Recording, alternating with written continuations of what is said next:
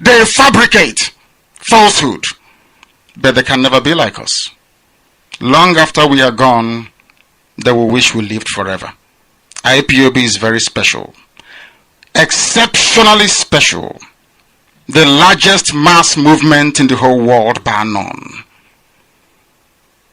And we did it because Chukwokika Biama is with us. We did it because Chukwokika Biama created IPOB himself. And we are here to pilot its affairs. We will not prevaricate. We will not stop. We will not slumber until Biafra is fully restored to its former glory. Anybody in doubt as to our resilience and our determination to restore Biafra is not only mistaken, not only misguided, but needs to see a psychiatrist, because we are not stopping. I am a Nnamdi Kanu and I don't stop until I get what I want. Nnamdi Kanu kwara namo Radio Biafra kwara namo kwara namo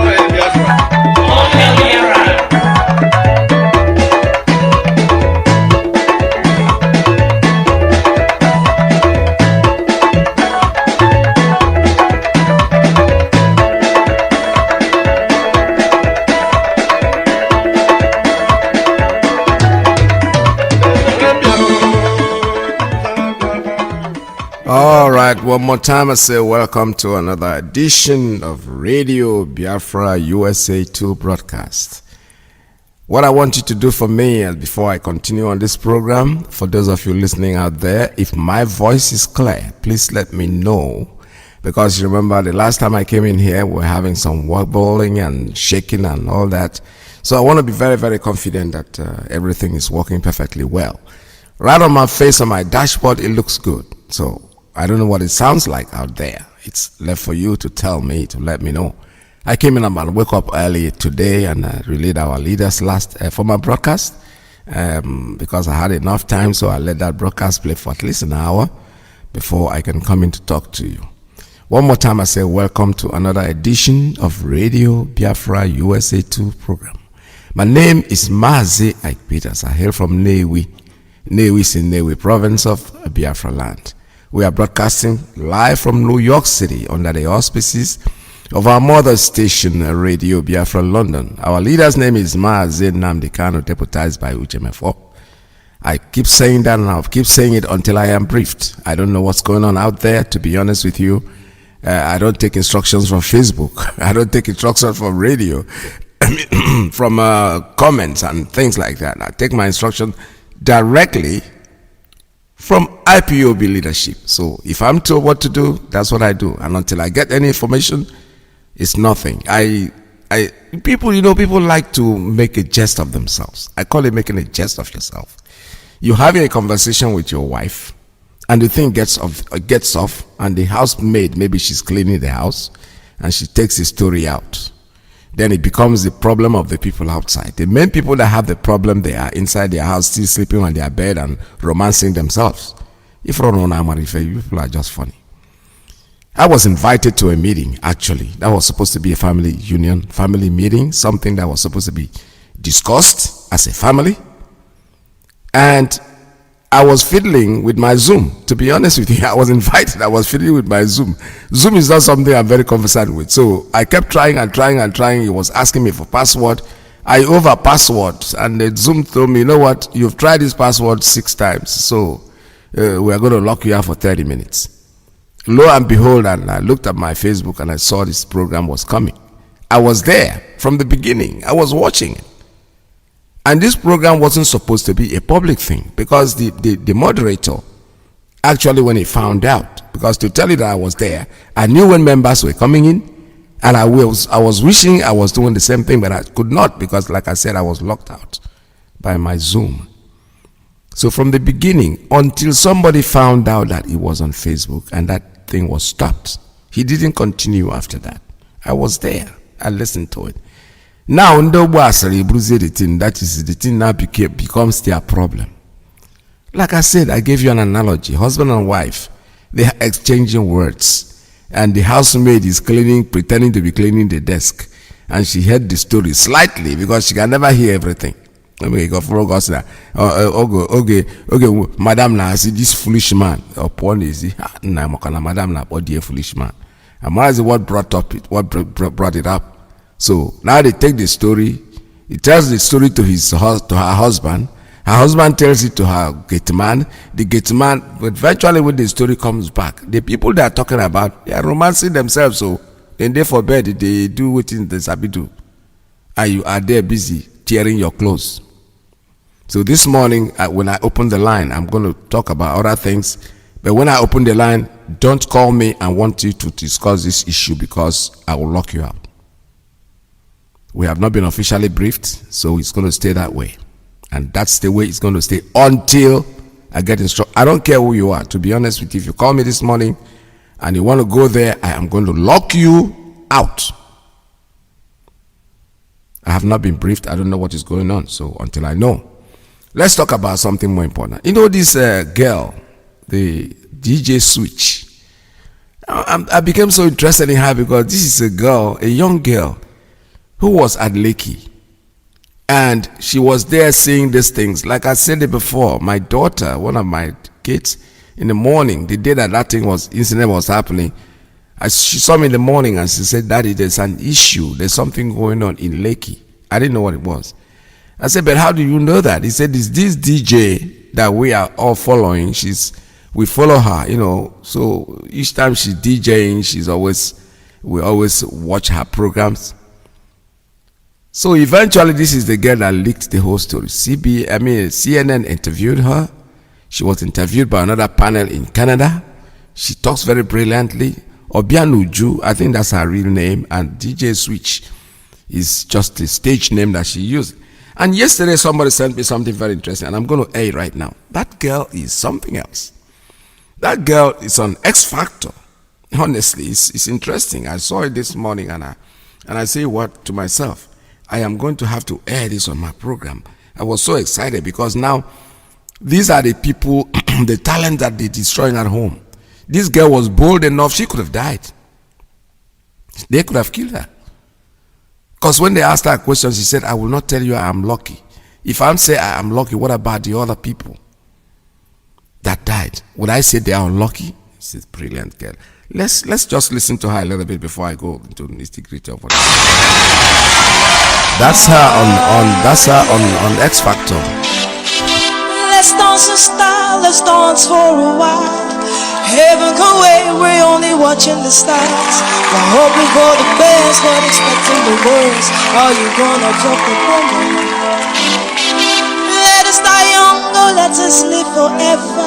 We don't have the power, so we never say never. We're sitting in a sand pit, life is a short trip. Music's for the sad ones. Forever young, I wanna be forever young. Now do you really want to live forever and ever, my love? Forever young, I wanna be forever young, mama. Now do you really want to live forever? Are you ready? And okay. Fear not when I fear not why. Fear not my trouble and alive. Life is for living, not living uptight. See us somewhere up in the sky. Fear not die, I'll be alive for 1,000,000 years, bye-bye. Not for legends, I'm forever young. My name shall survive. Through the darkest blocks of a kitchen, stoves of a pirate spots, my name shall be passed down to generations. Debating up in barbershops, young slug hug hair. Shorty, this girl is from here with a little ambition, just what I can become here. And that's the father, pass the story down to the daughter's ears. Younger kid, younger every year. Yeah, now if you love me, people, this is how you let me know. Don't ever let me go. That's how you let me know, people. Are you ready? My God, oh. Now do you really want to live? Hey, yeah, and hey, yeah, forever. Hey. Forever young, I wanna be forever young. Now do you really want to live forever? Am I? This one's for you. Okay. Say which kind witchcraft, which kind juju make you do the things you do. Girls go gaga, guys go cuckoo. When you ride the track and go choo choo. Came in the game just like Moo Moo. Now you chopping the game just like Foo Foo. Which food to make the flow proper? Medicine man or which doctor? No shisha, no shake back. Ha, and me a respect. My time is prime, I'm like cat. No obstacles in my get there. No obstacles and no hindrance. Get in front of my entrance. No checkpoint, no roadblock. In a matter of time, I'm gonna blow up. I'm slamming Bentley doors. I'm hopping out of Porsches. Popping up on Forbes. I'm gorgeous. Hold up. These girls thought I lost it. They be talking bullshit. I be yanning more shit. They nauseous. Hold up. I'll be here forever. You know I'm on my bullshit. I ain't waiting for closure. I will never forfeit. Less than 4 bars. The guru brought the chorus. Did you get the picture yet? Painted you a portrait of young. And now I'm here. I started from the bottom, now my whole family is here. Started from the bottom, now I'm here. I started from the bottom, now my whole family is here.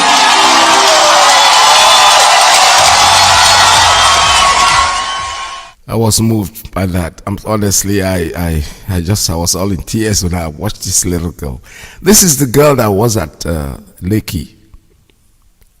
Yeah, this is she, DJ Switch, Biafran woman. Ada Biafra Kob. I mean, we are not Anyara ballast. I don't know what anybody can say, but that is, we have this gift everywhere. Anywhere you turn around and you see a Biafran person, something is happening. Somebody is calling me. For God's sake, I don't want to answer this call, and it's saying unknown. Why would you call me with an unknown number? All right, let me just oblige the person because he had called before. Let me try again and see if it's somebody I want to talk to. Caller, good morning. Tell us your name, your Radio Biafra USA 2. What's your name? My name is Hello? Okay, I'm on air. I can't take. Wami J. Oh, okay. It's a musician. Go ahead. You're on air. The world is listening to you. Do you have anything you want to tell me? Are you ready? You just want to make a private call. All right. You like to what? Oh, okay, she hung up. All right, that is one of the artists that I used to play her song on this radio, but she wants to talk. Unfortunately, I hung up. I just saw unknown line. Like I normally say, I don't like picking up calls from unknown numbers. But because that number had come over and over and over, so I wanted to give it a chance. All right, this is Radio Biafra. Like I was saying, this girl, she made my day. DJ Switch, Ada Biafra. You know, when we say we are different, we are not saying we are better than anybody. We are just saying that we are blessed. This is a young kid who happened to have been the one that was there where this whole thing happened, and she was brave enough to do what she did. I saw so many of her interviews, especially the one she had with the CNN. They are fearing for her life because she's not. But I know something. I know she'll be fine. There's nobody that will do anything to her anymore. If they were not able to grab her at the beginning and do what they have to do, they will not be able to do anything right now, because right now she's even safer than she could have ever thought have to been safe. They are all these people. I don't understand it's the what they do. So what I'm trying to say in a nutshell is that the Lekki episode saga is going on. Yesterday it was completely on the British Parliament. They were talking about it. There was so much debate. The only thing I fear, and I keep saying it, my friends are calling me, they're very optimistic that this thing is going to be very wonderful, it's going to be this, it's going to be that. And I tell them that I do not trust the British people and their talk. They can talk today and talk all they want. They know that they are the problem. The multinational companies, the people that are digging the oil and polluting the air, they are waiting. They are all there on the side. They'll just go there and buy up. You know, when they see that you're a very stronger advocate in what is going on, they come to the back, they settle you, and before you know it, this one will die off. And my friends are very optimistic. It's not going to die. It's going to do it. I say, okay. I'm not expecting them to do anything to this. But if they do something to it, it's a plus. Because when you're expecting something and you don't see what you expect, then you get disappointed. But when you are not expecting it and it comes to you, then you get very happy that it happened. So far, nobody has told me that my voice is not okay, which means I assume that you guys are listening to me. All right, so let me go on this one, because this is one of the interviews that was done to that girl, Obianoju, DJ Switch. That's her stage name. I am going to have to air what the interview with CNN. Let's see this. Posted have made you a target, and there are claims that the Nigerian army has been trailing you, threatening your life and forcing you to flee the country. The army has denied those claims, saying, and I quote, "There are bigger fish to fry," end quote. Tell us what you saw that night and what is going on now. Well, thank you for having me, Becky. Thank you for giving us your platform to continue talking and sharing the story. What I experienced that day was the worst experience in my life. The Nigerian army that is supposed to protect us came with no warning, none, nobody, no representative to come speak to us at first. At least they just came in guns blazing. We heard gunshots from behind the toll gate, because we were on one side of the toll gate, and we heard gunshots from behind and people running. So what we did was just to go down and sit down and just stay still, wave our flags. So because we believed that if we waved our flags, they would see that we are not here to cause any harm. We're not here to cause any troubles. We're just here protesting, as is our right to do so. So there was no warning, nothing. They came shooting. People were just dropping. I can't even explain that to you. It was such a chaotic scene that most times I find it difficult to close my eyes without seeing those scenes. And after they left, the Nigerian police came, SARS to be precise, because looking at the uniform, the ones we could see, and especially one man that was putting on white, I don't know who he is or something, but he had a pistol, kind of like a small gun, and he was just shooting at us directly, and we were just running for our lives. That's the short story of it, really. Just after the Lekki Gate incident, I spoke with the Lagos State Governor. Have a listen to what he told me. Becky, I genuinely believe there will be change for two reasons. One, what has happened, especially in Lagos, is extremely unimaginable. That's number one. Number two, it was a clear call, for all of us in government, especially, understanding and realizing, what the youth, what they truly want us to be doing, so it hit all of us like a thunderbolt, and it was just, a wake-up call. Your response to what you just heard there? With no due respect, I actually challenge the governor of Lagos State to just say the truth. They know the truth. It's been out there are conflicting stories with each other. Yeah. Nigerians have died. This is not a time to play games. Yeah. Families are looking for their loved ones. To be honest with you, with regards to me, I don't know how to feel, because in one hand, I'm grateful I'm alive today. In the other hand, I don't know if I should say I'm lucky. It's almost like I'm saying the others were not lucky. That's right. It is time that we own up to the things that we're supposed to own up to. The governor has a responsibility to the citizens of Lagos State, and he should say the truth. Nigeria's president on Tuesday vowed to prevent a repeat of what have been these wider anti-police brutality protests through dialogue and through listening, he says, to all stakeholders. I just wonder, how do his comments make you feel?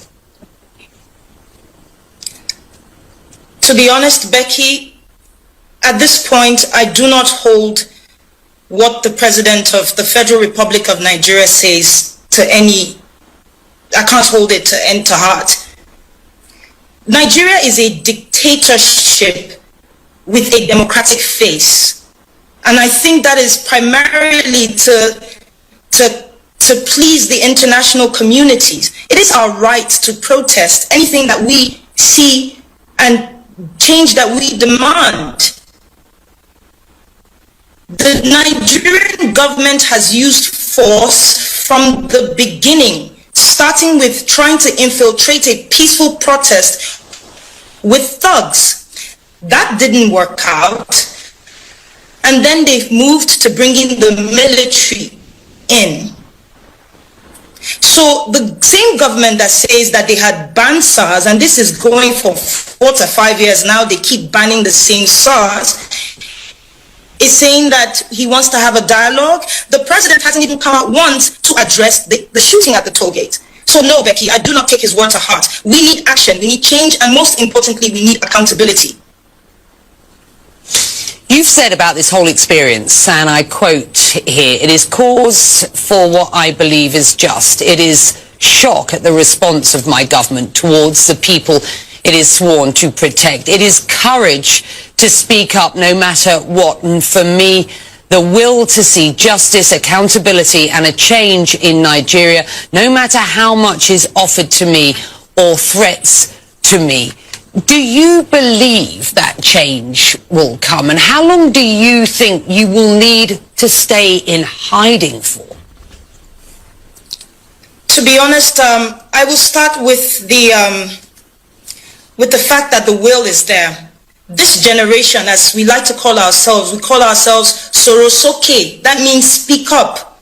Unlike the past, where they've oppressed our parents, they've misinformed our parents, because we didn't have social media back then. They owned the media houses, they owned the newspapers. But this is a different generation. And that goes to the end where I said that I believe strongly that Nigeria will change. It's not a sprint, it's a marathon. That's right. How intelligent can you tell me that she is hilarious? I am telling you the truth. I'm so impressed when I look at her. Look at her age and look at the way she's talking. She's so confident. That's the spirit of Biafra. That's how we are. Hey, I want to say we, because our own generation, she's talking about us too. Yeah. Our generation were generations where there was no media. You know, they kill us, they bury us, they carry about our dead bodies, they starve our children to death, millions of kids who died. Nobody said it. CNN never said it. What they control was them. The British Broadcasting Corporation, they were the ones that were telling. Nigerian Broadcasting is NBC, is all controlled by government.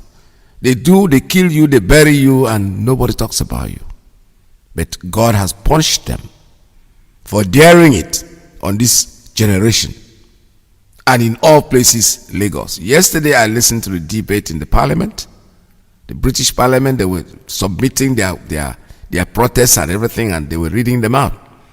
Very good thing they were not even talking about only the death in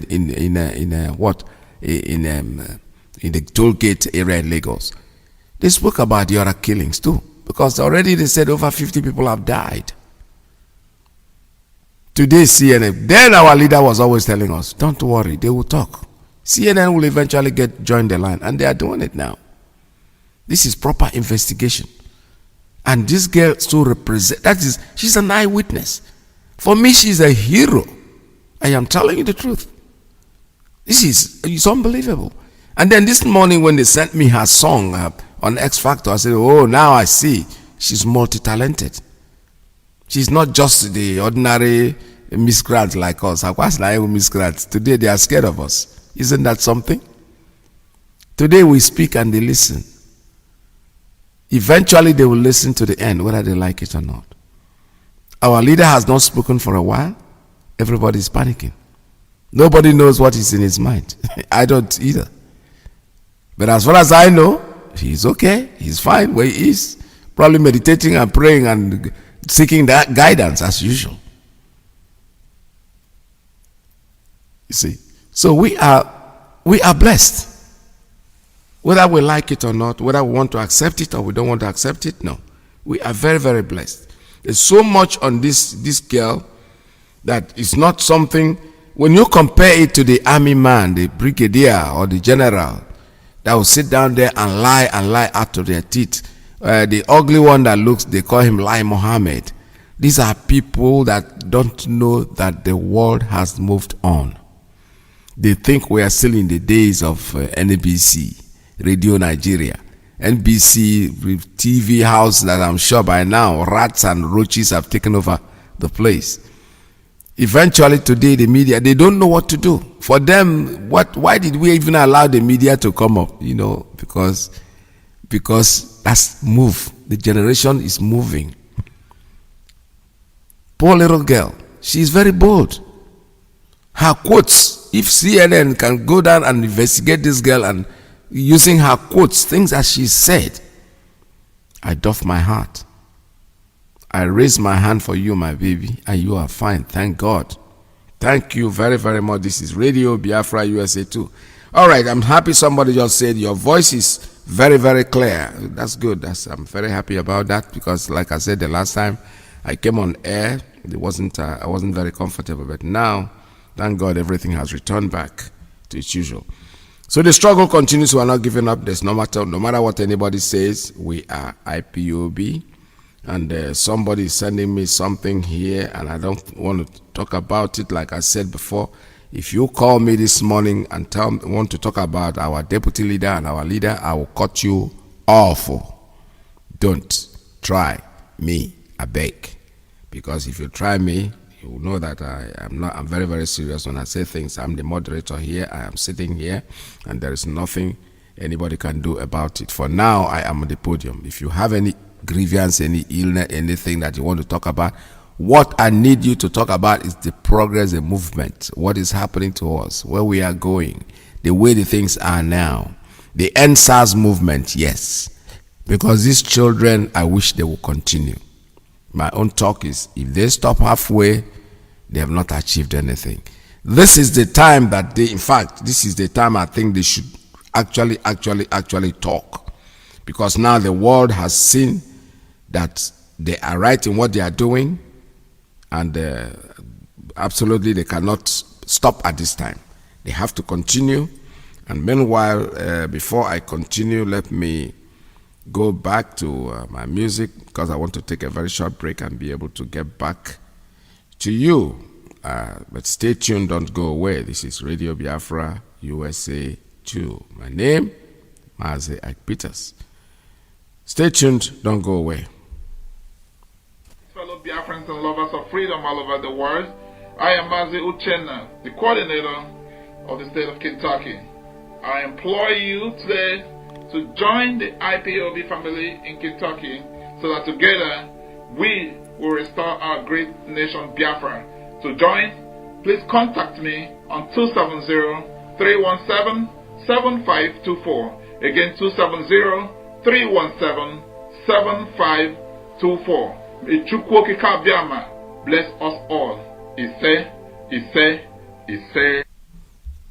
Our solidarity, demonstrate it by identifying and targeting those that we know are responsible for terrible violence and abuses that the activists have faced.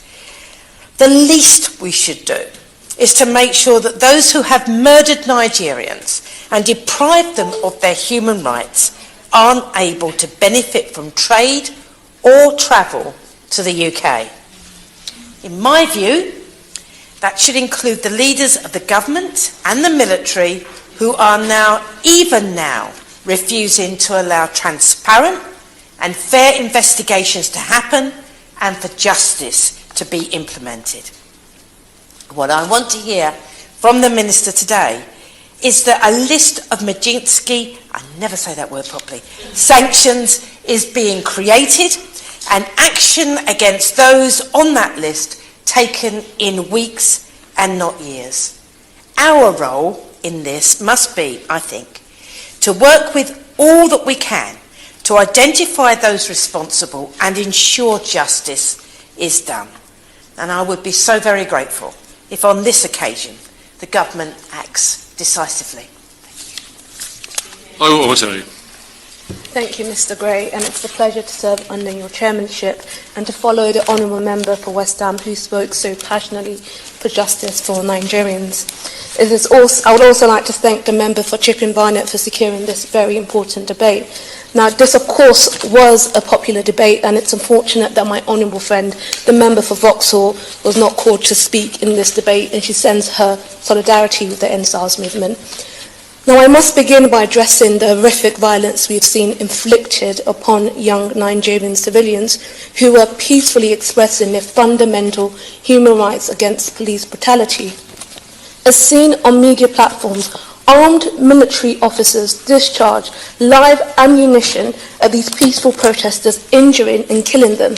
It is, however, unfortunate that as of today, both federal and state government in Nigeria have issued conflicting statements on the event that occurred at the Lekki tollgate.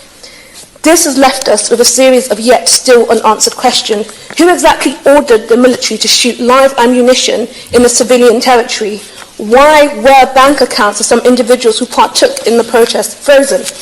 Mr. Chairman, if a democratic country deprives its people of their aspiration, livelihoods and voices, strips its people from their loved ones, forces them into hiding and instills fear of retribution through violent attack on free speech, then that country can only be a dictatorship disguised as a democracy. Is Nigeria a dictatorship?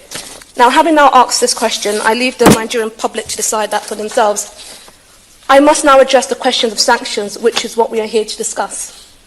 If we can ensure that these sanctions will not negatively impact civilians, whether directly or indirectly, then I do support a travel ban and asset seizure sanctions on individual officials found responsible.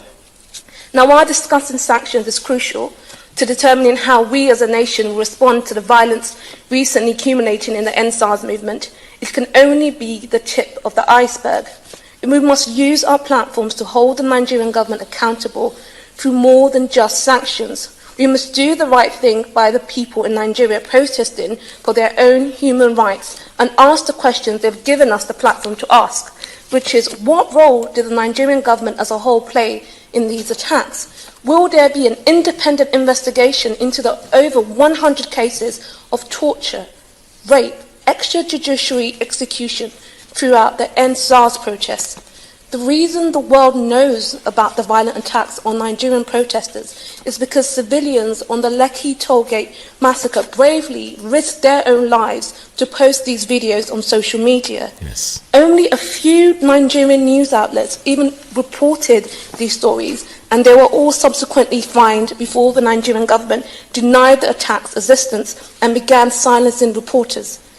Agencies and individuals have since blamed one another. No one seems to be taking the responsibility. Nigerian civilians risk everything to give themselves a voice, and that they use to expose the atrocities inflicted upon them. And today, 4,000 miles away, the Nigerian government is strangling that voice with a proposed social media censorship bill. We must demand transparency of what is happening to civilians and amplify that news using our platform. We must continue to seek clarity on what happened on October the 20th, when power was cut from the Lekki tollgate and SARS police forces began spraying protesters gathering there with bullets. Now, I'm sure that many of us have seen the footage of peaceful protesters linked armed in arms, singing the Nigerian anthem as they were indiscriminately gunned down. Now is the time to hold officials to account for their crimes against humanity that they have embarked on. So I call for an impartial human investigation into these human rights violence and to begin a process to secure justice for victims and their family. As we try to make sense of the incidents, we must ask uncomfortable questions of ourselves. I'm referring to the fact that British officials trained SARS police squad from 2016 up until this year, 2020, and they also trained the Nigerian army. Now I have to ask, what did this training actually entail? Could it have prevented escalation of this kind? Now, standing here as a proud British Nigerian, I implore the Minister and colleagues across the House to pursue answers to these questions and do what it can to facilitate Nigerians' fight for freedom. Thank you. All right, that's correct. See, what she just said, she said something that is very pertinent. Why are the Nigerian press silent about this? They never write. You see, that's the same saying that says that when they killed some, they told me and I said they were Jewish. I don't know, it doesn't concern me. They killed the other ones. I said, oh, they are socialists. It doesn't concern me. They killed the other ones. It doesn't concern me. But when they came to kill me, there was nobody left. When things happen and you keep quiet in the sight of evil, it will keep coming back. The evil will never stop. Look at the way Nigeria is struggling so hard to deny the obvious, to deny something that happened in Korokoro Eye, according to you. The Korokoro Eye, everybody saw it happening, put on the internet. My children who have not even in any way connected with what we're saying, saw it on the media, social media. The Lai Mohammed is out there accusing CNN, threatening to sanction CNN for telling the truth. That will make you understand. And the worst thing, the most stupid thing about this whole thing is this. I read something, I think somebody was writing it. He said, it's a shame that even the Nigerian media are reporting things that happen in their doormat, in their doorstep, and they are quoting CNN, according to CNN. Wow. The Punch will write paid newspaper and say, according to CNN. Punch newspaper is based in Lagos. All these papers are based in Lagos. These journalists are living there. They probably would be in that crowd of the protest. And they are not ashamed of themselves. When they write something, they're quoting CNN, according to CNN. CNN does not live in Nigeria, even if they have a correspondent in Nigeria. They are not based there. They are an international organization. But the Nigerian press, the Punch newspaper, Observer, whatever you call them, Daily Times, all of them live there. But when they still don't go there and say, this is what we saw, they are afraid to say it. They are quoting according to CNN. If you are ashamed of yourself, you won't do that. According to CNN, that is international. You that is living there, because you've been lying from the beginning. The killing started in our leader's house. No, it didn't start in our leader's house. The killing in our leader's house was one of them. It started a long time ago. They will killing and killing and killing and nobody's reporting. The headsmen will go there and kill the families that are sleeping and stab all of them to death. And what the worst you will write is there was a clash between the farmers and the headsmen. A man sleeping on his bed is clashing with the headsmen. All this evil is coming to fruitfulness now. That's why I'm saying that, and I keep saying it, and I told my friend, he doesn't like it when I say it, but I said he's not listening to me. If he listened to me, he will understand where I'm going. I'm not expecting anything to come out of this. But if something comes out of it, thank God. Because we've heard enough of this. I'm old enough. I must have been hearing this since I was a teenager. They will do this, they will do this, they will do this. Nothing has changed. Nigeria is still the way it is, even worse. It's getting backwards and worse and worse and worse. All right, I just got a clip here. Somebody's reporting that our father, Colonel Nwobosi, is passed on, because he's a very, very old person. And I think he's the last of them all, because he was the living one that remained after most of the coup. People have all passed on. He's the one that remained last to tell us the story. And he tweets here saying, may the soul of our fathers, Colonel Nwobosi, continue to rest in peace. It shall be well with you, sir, wherever you are. All right, adios, sir. Adios, our father. We mourn you and we miss you. But you know what? There's something I need to say. I say gone, but not forgotten. You will not be forgotten. No way. There's no way the history of this zoo or whatever is going to be written, the story of Biafra will be written, your name has to be there in gold. And that's all we are talking about. Honesty and sincerity and steadfastness in what you're doing. The line is open. You can make your calls. You doesn't have to wait for me to stop talking, because I will keep talking. But if you make your call and I pick up your call, let's discuss about issues that concerns us, very important issue. And here, what we do here is talk about issues of our Biafra. The number here is 646-920-4541. 57035284442 +1 929-406-9953. You can also call me on Skype. You can call me on Signal at 845-283-9665. This is Radio Biafra USA 2. Don't forget we're broadcasting live from New York City under the auspices of our mother station, Radio Biafra London. Our leader is Mazi Nnamdi, is deputized by HM4. So call us. The line is open for you. Make your call.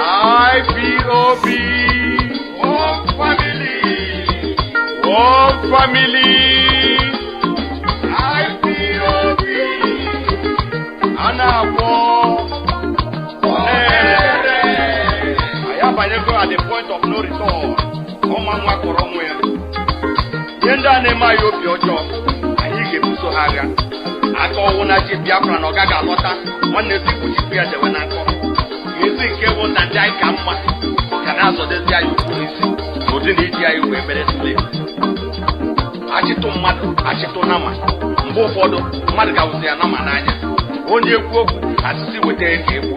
We can't continue like this. We have come to restore Biafra or die restoring Biafra. Aga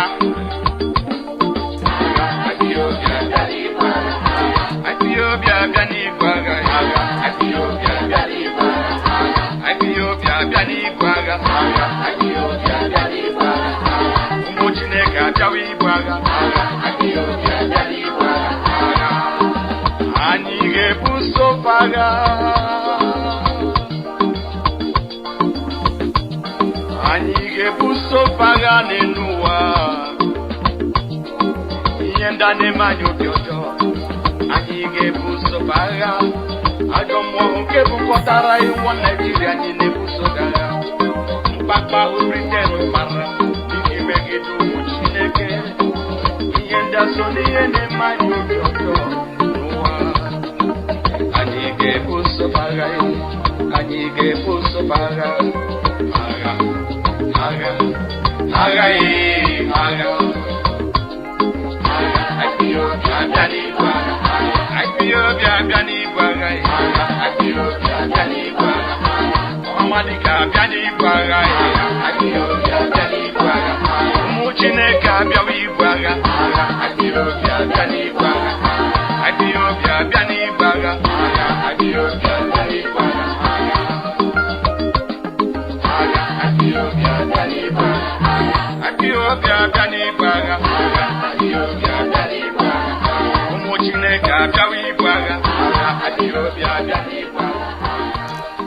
All right, there's a clip here that is sent to me. Somebody just sent me a clip.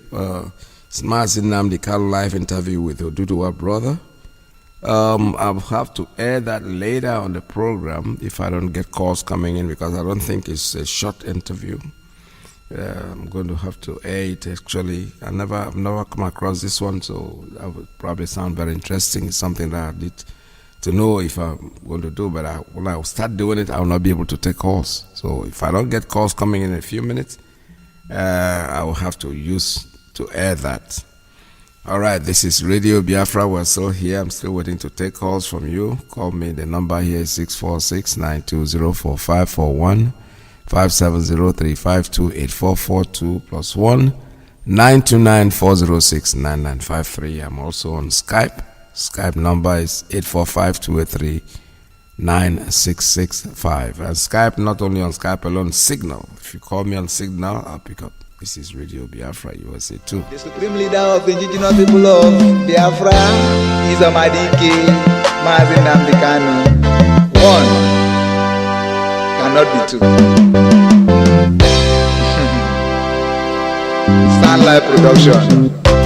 Show face on the microphone. Shalom Israel. Shalom Muchineke. We are getting there. It's a matter of time. Shalom. Mposom. You know me say I go say my right for you, Nigeria. Mposom. You know me say I don't know myself again. Yeah. The love I have for Biafra has taken over my heart. It's burning like fire. Biafra is my heart desire.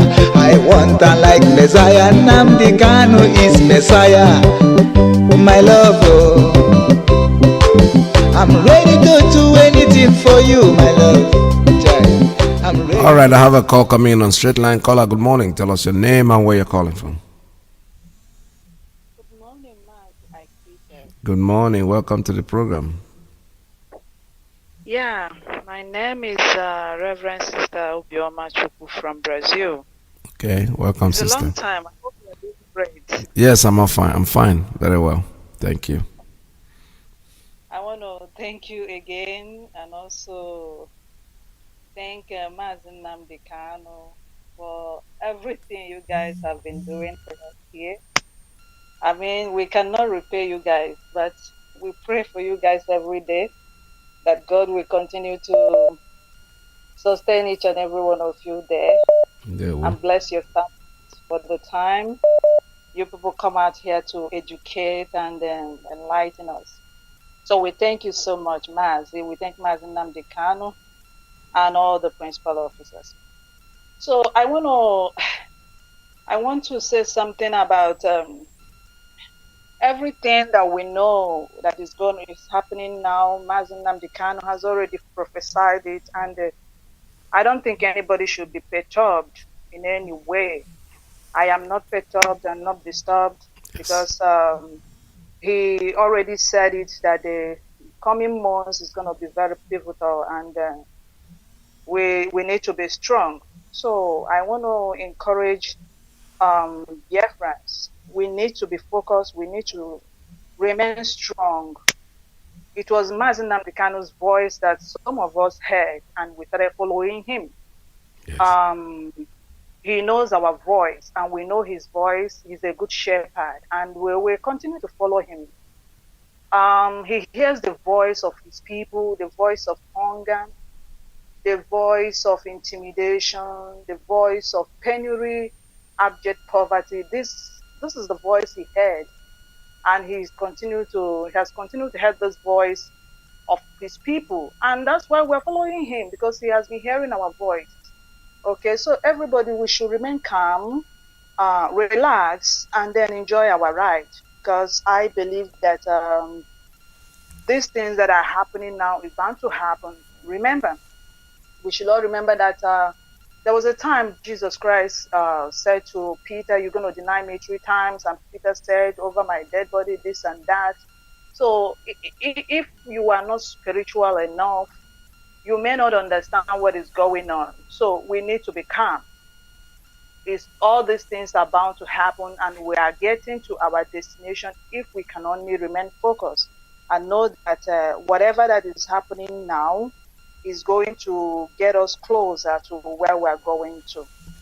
So the second thing I want to say about is Mazi Nnamdi has said he is looking for 100 men. And I've been thinking about this 100 men. I don't really know whether he is talking in parables, because Jesus will always talk in parables. I don't know whether he meant 100 men, physical men, you know. I don't know whether it's what he meant. But in my mind and in my thinking, I was just like, maybe he's not even talking about these men physically.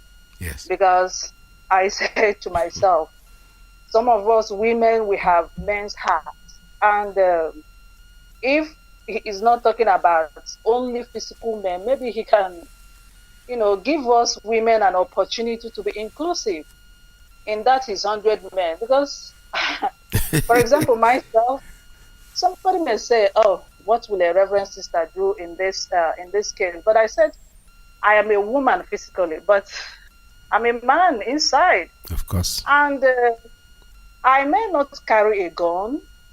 He may not be even talking about men who will carry guns. So that's why I was thinking, maybe he's not even meaning, he's not even saying physical men who has physical characteristics and muscles and all those stuff. He may not be talking about those things.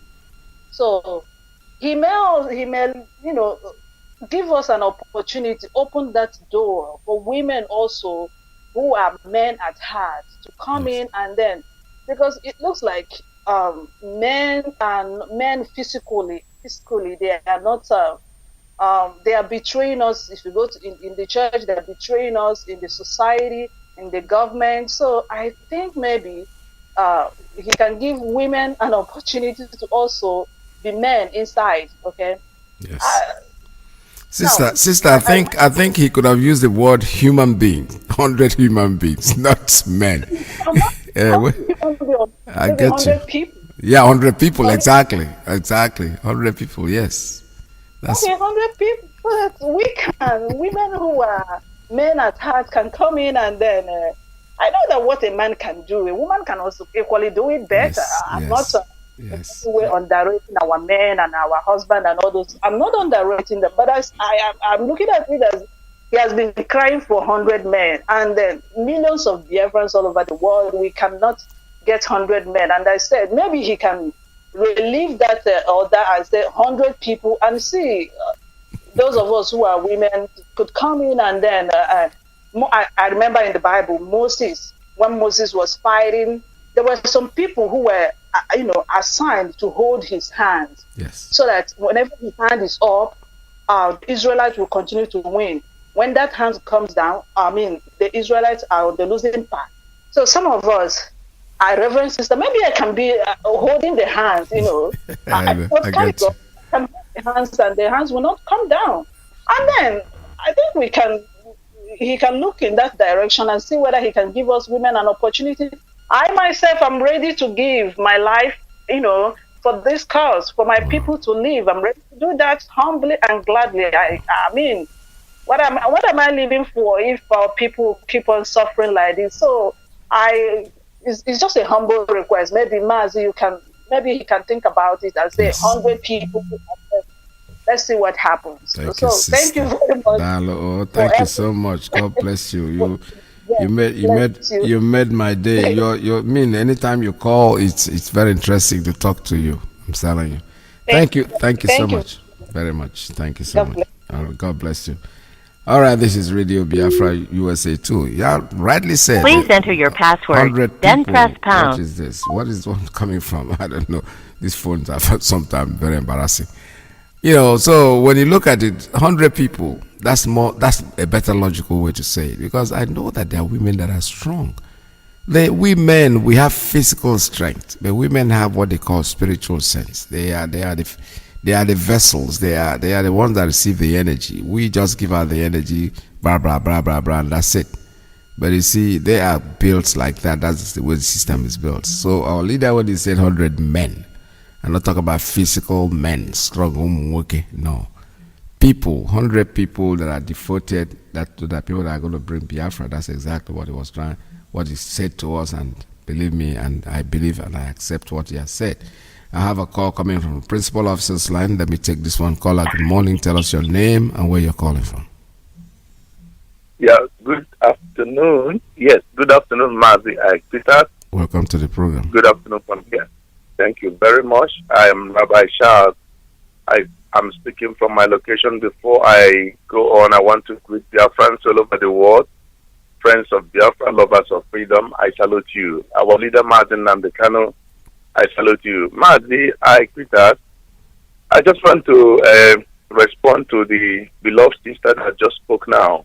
Yes. To my best of ability, I did give this answer or responded to this particular statement last night, because I had somebody speaking. So I came on Mazi, Jonathan Chinedu's program, and kind of gave my understanding.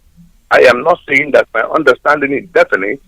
It could be, but I am looking at it from the spiritual realm, because he said, our leader said Elohim spoke to him. Okay? And we all understand that the language of God is different from the way man, let me say this, let me put it properly. God uses a certain language to describe things. And if you are very, very spiritual, or maybe ancient in mind, you will understand it. There was a time this particular thing happened in Babylon, and the handwriting all of a sudden appeared on the wall, and the handwriting began to write. That handwriting wasn't written in Babylonian language. It was not written in Hebrew. If it was written in Hebrew, there were a lot of Jewish people there who could read and write Hebrew. They could have explained it to the king. So the handwriting came and said, Menel tekel ofasin, and put full stop there. And no one could be able to interpret the handwriting on the wall. So, but in those days, every king used to have people that he set aside to communicate with divinity. They are not people that they are not people that does all things that ordinary people do. They set themselves aside. They call them wise people, or they call them people those who can explain or express, hard sentences. Hard sentences mean when somebody is using idiomatic expression or using a certain symbol to speak. If you're wise and in-depth enough into that realm, you can be able to explain it to ordinary person. When the Bible was saying 666, he used a certain language to explain it. So and we all know that 1,000 years is like a day in the eyes of God. All of us, we know that. So the people over there could not explain to the king and the cabinet what the language, what the handwriting was saying. And all of a sudden, Daniel came up and said he could. That Elohim gave him understanding to tell him what the language, what the right handwriting was saying. Now, you remember Shadrach, Meshach, and Abednego. These are the guys that the king set aside to feed them with a certain delicacy food. because every food that you eat develops your mind, works, perfectly towards your development, your mental faculty, and so many things. But this guy said, no, they are not going to eat what they are serving them, that they have something else that they will be eating. And they began to eat that thing. When a D-Day came, these guys were proving that they were proven to be the smartest among all the people that the king set aside. So when our leader came, my sister, when our leader came and said that Elohim said 100 men, we help him to do this job. Now, if you are understanding the word of God and how God speaks to humanity, I see our leader, sometimes he would deliver the message hot the way it was given to him. It will take maybe a wise woman or a wise man who is in depth in the things of God to know exactly what he is saying. And sometimes Elohim will not tell him to give that thing in a layman language. If you see the word from the beginning, I said it last night. In the beginning, God called Adam and Eve man. They were man. He called them man. It was later that he began to, when he put Adam to sleep and brought the woman, he called the woman a womb man, a man with a womb. My sister, you confirm this thing because you said internally you think like a man. You have the heart of man. You are a man, but you are a womb man. From womb man, the man with the womb, that is where the word woman came from. So you are a man. We are all man. And God always calls us mankind. You see, not womankind, mankind. Because woman came out from man. So when our leader was talking, he wasn't, I'm 98% sure that he never meant gender. Because I have seen a woman already in this movement that did what a man cannot do. And that woman is in America, there where you are, Mazi, Peter. So if these people, if these women are around the world, I mean, if we begin to analyze and dialogue, at the end, maybe 100 men, our leader is talking about, can be 100 women. And God will look around and say, I see no man. The man with beard and muzzle, I don't see them. You see? So you don't isolate yourself because you might be among those people.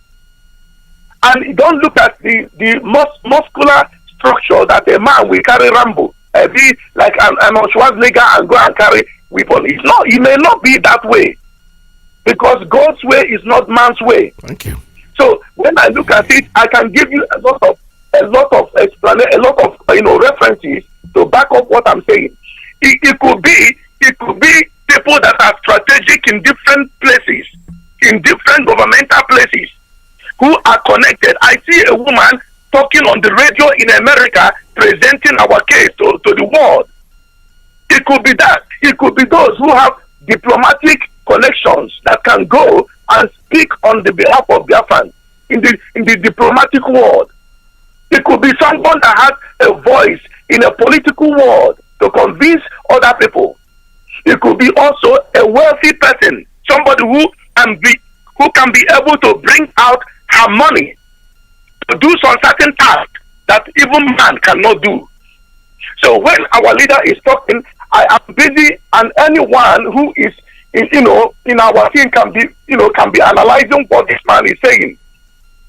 Because Moses has a way, God has a way of talking to Moses, and the children of Israel said, we cannot understand what he's saying. Moses, go and listen and come back and tell us what he's saying, because his voice sounds like thundering. He's thundering. Sounds like thunder. And Moses did exactly what they told him. So my conclusion, my sister, my beloved sister, and anyone listening to me, it is, I don't think that it means physical man, a man, not gender. I don't think so. That word can be a woman as well, because you are a womb man, a man with a womb. The difference is because the difference between you and me is because I don't have a womb. I cannot conceive, but you can conceive. So Mazi Peters in there. There, well, thank you so much. All right, that was well explained, and it's a simple explanation. The man with the womb is a woman, a vessel, a receiver. You receive the energy. We just push it out. We are the men. The energy with us. We don't keep it. We just send out the energy, and the woman receives it, and she's a vessel. She's the one that has a womb to collect the energy and create something with it. And this time a human being is created down there, that's a human being, that's what they sit. So you have to join what we are doing. That's what we are saying. What a man can do, a woman can even do, and do it better, because most women are stronger. They might look like the feminine gender, because they are more how would I describe it? They're more loving. That's the way I look at women, because you see, they are like the mother earth.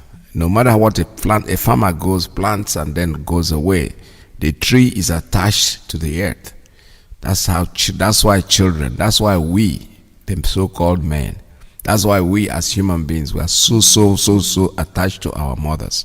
No matter what they do, no matter how bad they are, no matter how reckless they look, the father will be struggling and doing everything. Nobody will remember you. When you're dead, they just throw you away. We're always talking about mother, my mother, my mother. Because the same thing with the plant that is planted, that is a tree that grows up on earth, is attached to Mother Earth. The farmer has come there, cleaned the place, plants a seed, goes away. The seed grows and stays with the mother.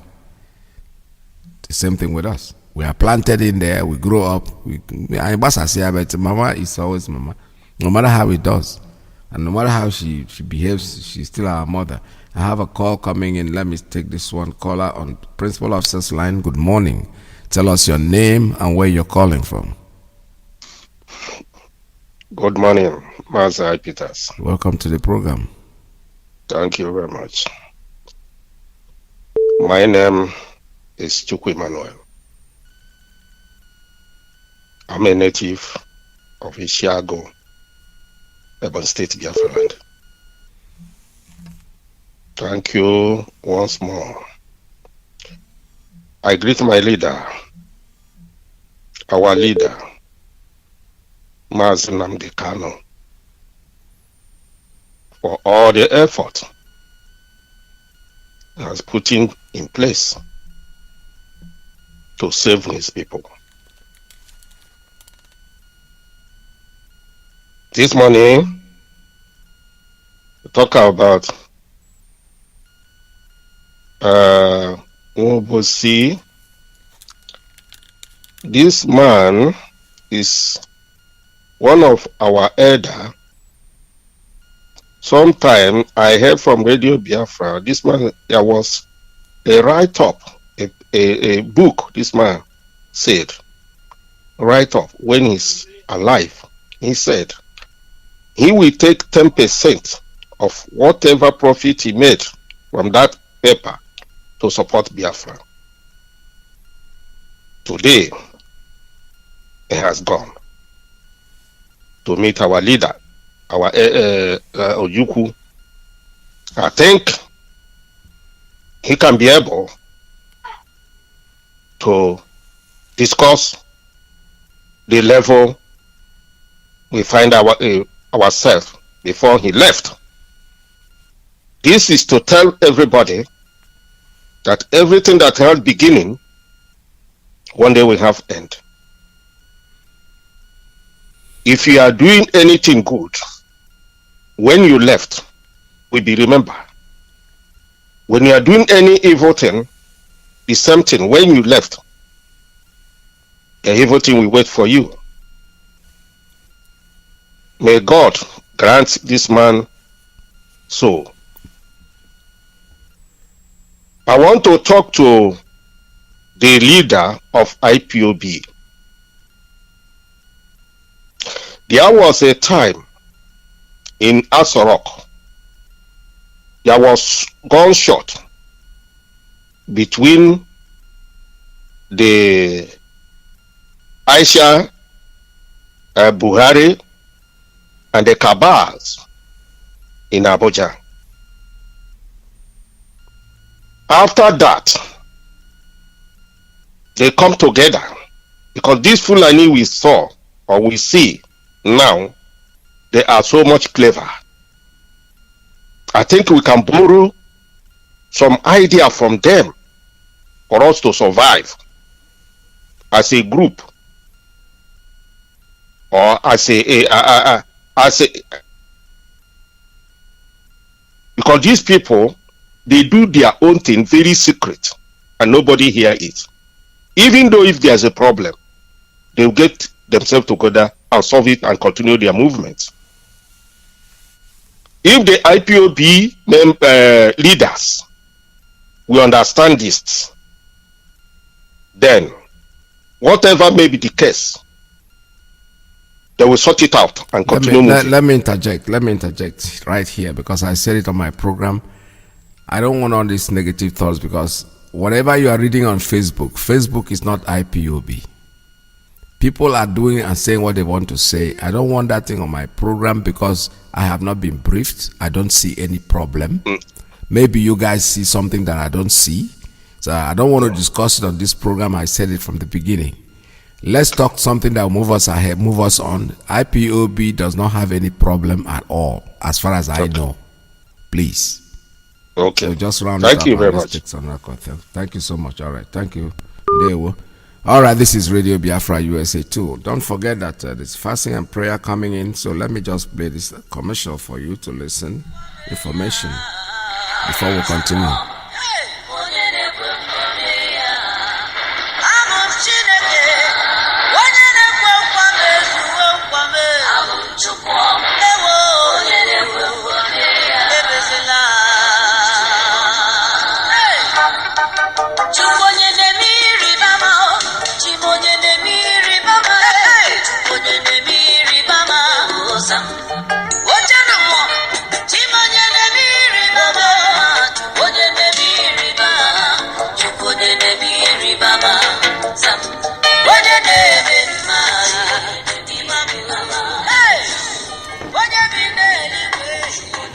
Announcement. There will be 3 days fasting and prayer for IPOB and Biafrans worldwide from Sunday 29th of November to Tuesday 1st of December 2020.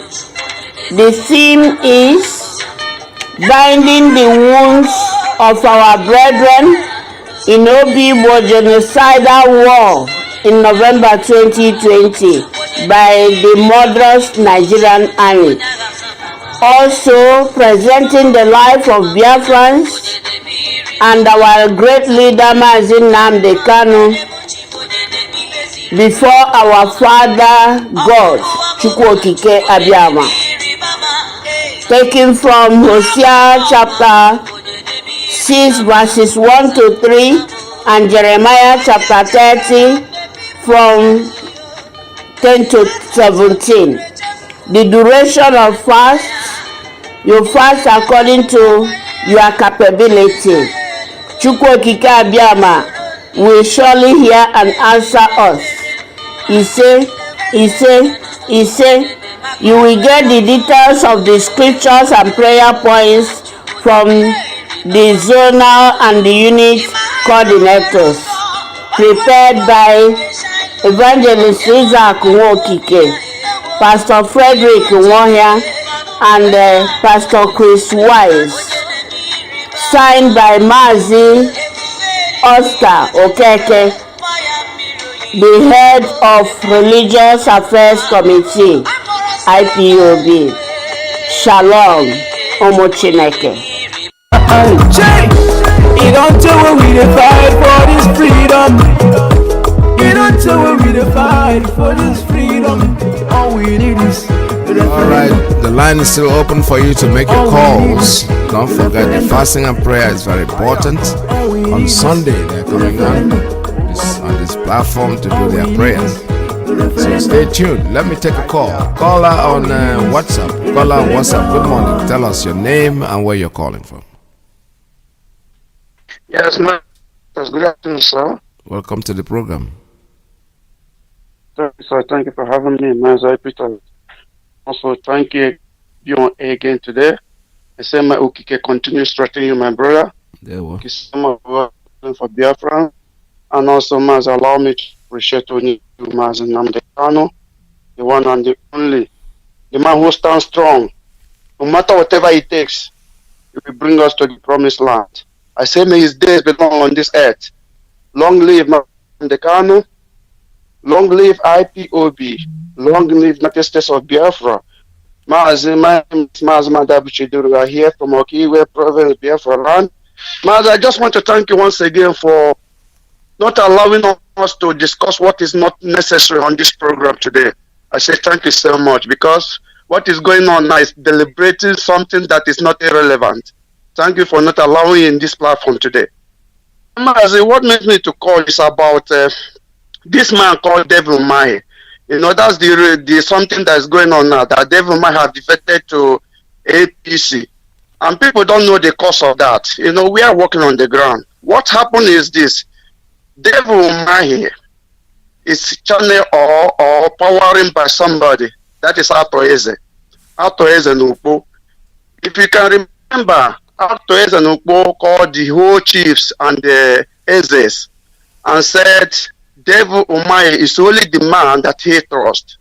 He said, Devil Umaye listened to him, he bowed down to him, he called him his father, he called him sir.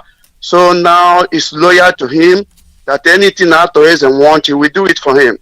Now, Devil Umaye listened to Atoeze so much, and Atoeze, you know, directed him or advised him to defect to APC. That's why Devil Umaye defected now to APC and become APC candidate, you know, believing to become a president of, if they zone something to Southeast, which I'm not sure that is going to happen. So Atoeze, you know, convinced Devil Umaye to come to APC because PDP Atoeze is not there. Atoeze is caliphate, you know, agent. Is working with is the Fulanese. So he's taking order from them. Whatever they direct him, that's what he's doing. He's the one that directed him to tell Devil Umaye to defect to APC. That's why Devil Umaye now become APC. Now Iyke is battling, knocking his head here and there, that Umaye have defected to APC. Why should you do that? Because what is name again? Iyke never know that such a thing will happen, and Iyke have bite the hand that feed him. You know, Iyke don't believe that this kind of thing will happen, because Iyke is looking towards to be the vice president of the affairs. If it happens that he's going to be vice president. And that is what's going on now. Mm-hmm. And Iyke, let me tell you one thing, we're still angry with you, we're still getting mad with you, you never know what is going on. Our leader have laid curse on you, and you thought that is a joke. Let me remind you that our leader, whatever he lay curse, that's the way it happens. Our leader lay curse on Buhari. Buhari is no more to be found. Buhari now is dead, buried in a shadow grave in Saudi Arabia. Our leader lay curse on Abba Kyari. Abba Kyari today is no more to be found. Abba Kyari is dead and buried. Buhari lay curse to Issa Funtua. Issa Funtua is now dead and buried. Our leader lay curse also on this man called Maman Daura. Nobody hear about him anymore. So don't think that what our leader said is just a mere joke. Our leader lay curse on you, and you are playing with it. He said you are dead man walk. That's the way it will be. Mazi Peters, thank you for having me. God bless you, sir. Bye-bye, sir. All right, good morning. Welcome to the program. All right, like I said before, there's a clip that somebody sent to me. It's a Mazi Namdekano live interview with Oduduwa Brothers. So let me go to that program and see, because we still have time before I take any more calls. Just hold on with your calls and let's listen to this before we continue. I'm very happy because some days, few things happen to you that you can never ever imagine is going to happen to you so easily. Today is a brilliant day in my life history, in the history of our struggle, because a day when a very powerful man in this struggle come to visit us here. And the person has been involved in this agitation for a long time, is involved with the struggle. is actually spearheading the struggle, is actually working on the struggle, is actually making the struggle go and happen. It's a go in between for everybody. He's a very powerful man. He's the one that wants every slave in the zoo to be free. He doesn't want every human being in the country called zoo to be an animal again. He wants them to be a proper human being, and have the pleasure in introducing a very powerful man to you that wants a good thing for humanity in the name of the bell is ringing. Mazi Nnamdi Kanu, the leader of the IPOB. Welcome to Heritage Television, sir. Thank you very, very much.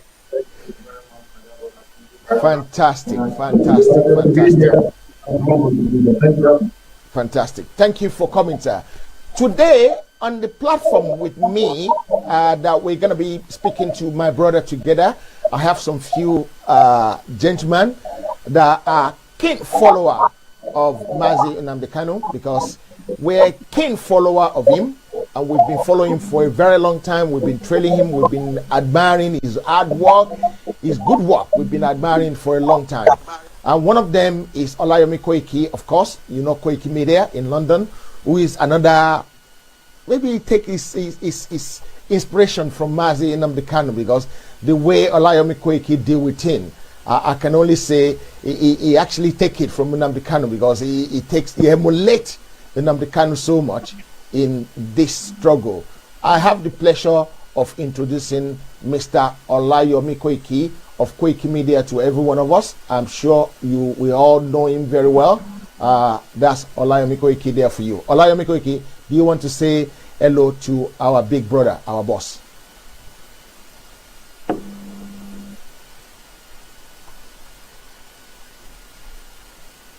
On the same platform, with a man that is well respected, not just within, the contraction that we call Location 9, that as we call it, a lot of people call it the zoo.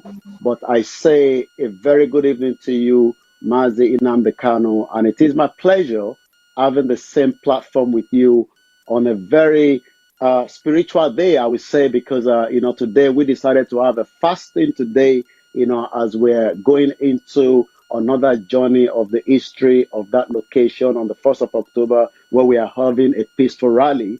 And I'm happy to be having the same seat with you today. A very good evening to you. Good evening, my dear brother, and thank you very much for having me. I am humbled. I'm touched, truly touched by your kind words. Thank you very much. If you don't know this man, you don't know this man. This man, if you are not close to him, you won't know how humble he is. He's been very, very humble since I met him today. And I have the honor to say, I really love your humbleness. Fighting for a struggle is a necessity. That is why you're doing it. Let's hear from him before the third gentleman, Temitope, join us back. He's a very keen admirer of yourself. But let's hear from you personally, sir, before we continue. Over to you, Mazi. Thank you very much for having me. I think we are at the first of history. History we made on the 1st of October this year, 2020. Going forward, I think our children and their children's children, and indeed posterity, will remember this very period as being very pivotal in the liberation of our people. As anyone who has been following us knows very well, our journey is to try to set free every stage in that regarding contraction with theological republic. What we are doing is not just for the freedom of our people, not just for the Africans alone, but for the individuals, for other people of the Middle Belt, even indeed the Hangars and the countries as well. Everybody to be free. We want to go back to the way we were before the white man came. As I have very studiously and religiously maintained over the years, a white man, and in this case Lugard, has no business coming to Africa to create contraptions for the people that have actually inhabited that very continent for a very long time, even before Britain was formed. Therefore, I think it is an insult. I think it is something that is deplorable. I think that anyone who rises up to try to defend Nigeria, which I think is indefensible, is not only doing him or herself a disservice, you are setting up your people for comfort.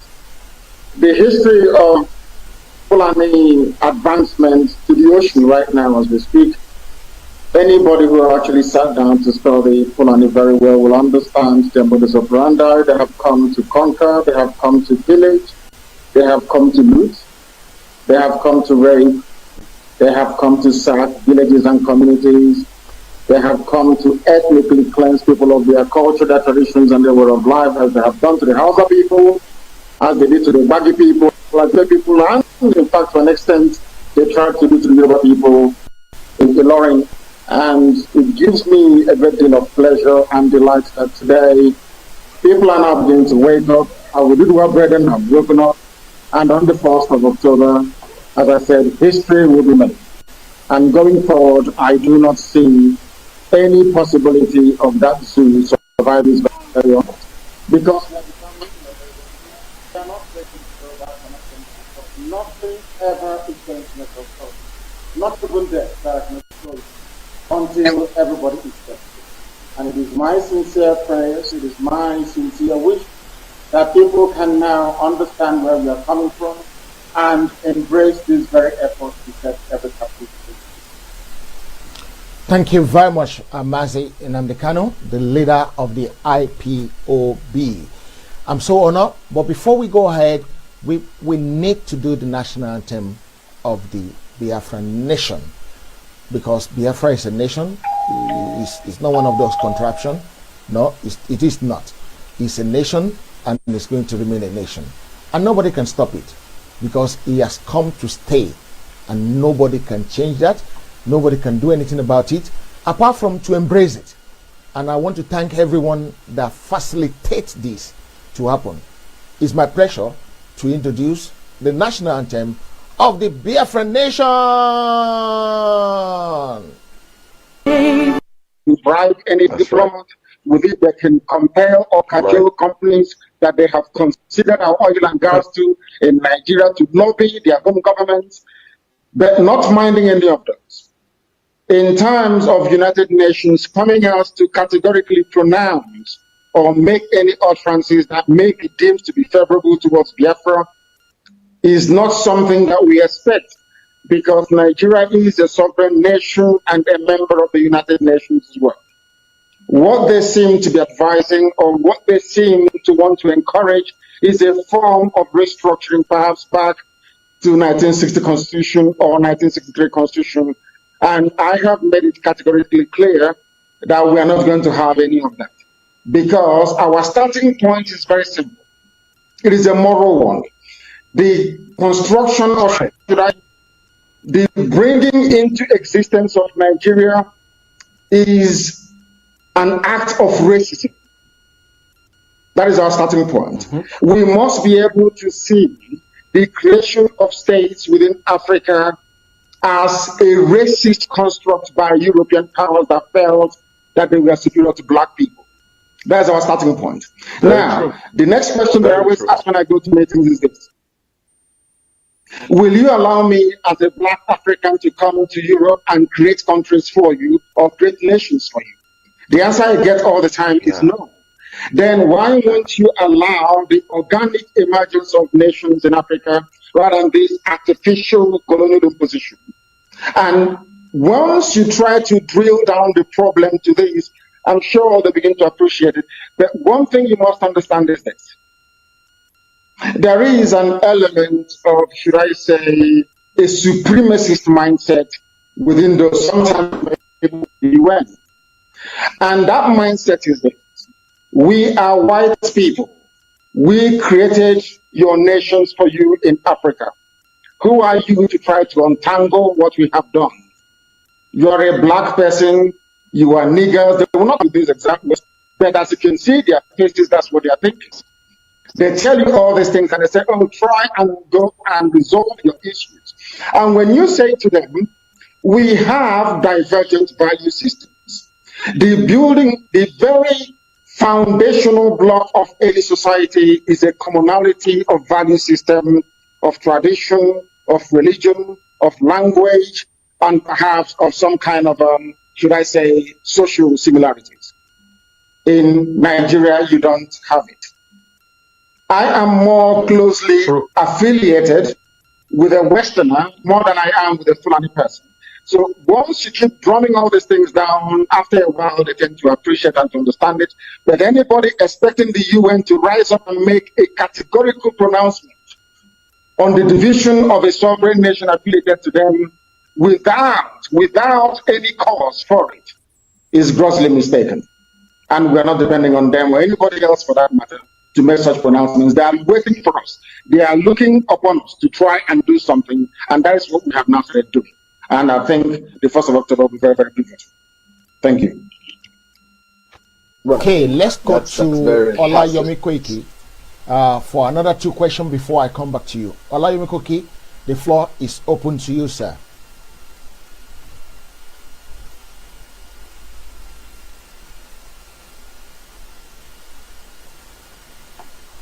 One that I believe will go. Sorry, I think we lost your voice. We lost your audio at the beginning. Could you start again, please, Olayomi Iyke? I said, first and foremost, I'd like to appreciate Heritage Television for bringing this together. And I'm sure this is one area that a lot of people might never think would eventually come to happen today. And why do I say that? So many, people from the Yorubas always, have a different, opinion and view about the leader of the Biafra, Mazi Nnamdi Kanu, that I have opportunity, to sit down right now, in as much as we're using the technology, but it looks like on a round table and having this kind of discussion. The first question I would like to ask is, how do we build, these kind of, I understand there's been history between, the Yoruba and the Biafra. But where do you think, because I've listened to you so many times, seems a lot of people might probably not get you right each time you go harder on the Yoruba side, you are part of those that are making Nigeria to work. So my question now is, where do you think, looking at the, the images and what you've been saying in the last couple of months of the Yoruba now saying they want the same thing, where do you think, or how do you think the relationship from what you have been saying to where we are now moving forward? It's a very good thing. I think most people don't understand that I was even more harder on Igbo people and Izon people than I ever was on my Yoruba brethren. What propels us is the need to establish the truth. That's number one. We acknowledge our mistakes and we celebrate our successes. Again, there was a very good reason why we adopted that very approach, because we wanted people to go into any self-determination quest with their eyes open, to understand what they're going into. And I am very glad that today you have seen that we have woken up the Yorubaris. The Oduduwaris have now stood up, because we consistently preach the truth over the years, not born out of hatred. My nieces and nephews are Yoruba. They come to my house and I stay with them. And I don't want to perhaps inundate people with historical facts. There have been some debates and discussions in the past about the close relationship between Oduduwa and Biafra, especially in a place called Igodomigodo, which is present-day Edo State, which is a perfect example of the fusion of Yoruba, or should I say Oduduwa and Biafra together. I can categorically say to you, or should I say confidently say to you, that the rise and the greatness of the Benin Kingdom owes to the very fact that that is an actual manifestation of what can happen when Yoruba and, or should I say, Oduduwa and Biafra were to come together. And that is a perfect example, and it's been flourishing for hundreds upon hundreds of years. These are the things you must understand, that we predicate all we do on truth. And once you preach the truth consistently and without fear or favor, over a period of time, it is bound to sink in. And I'm very, very glad to say today that the spate of self-determination, right across West Africa, owes it to the hard work and tenacity of Radio Biafra and of late that of IPOB. It is something that I am very, very happy about and something that I will be proud of for the rest of my life. We have no differences, we have no issues, we have no difficulties. I believe that Biafra and Oduduwa side by side will make Africa a better continent and a place for all black people to be. True.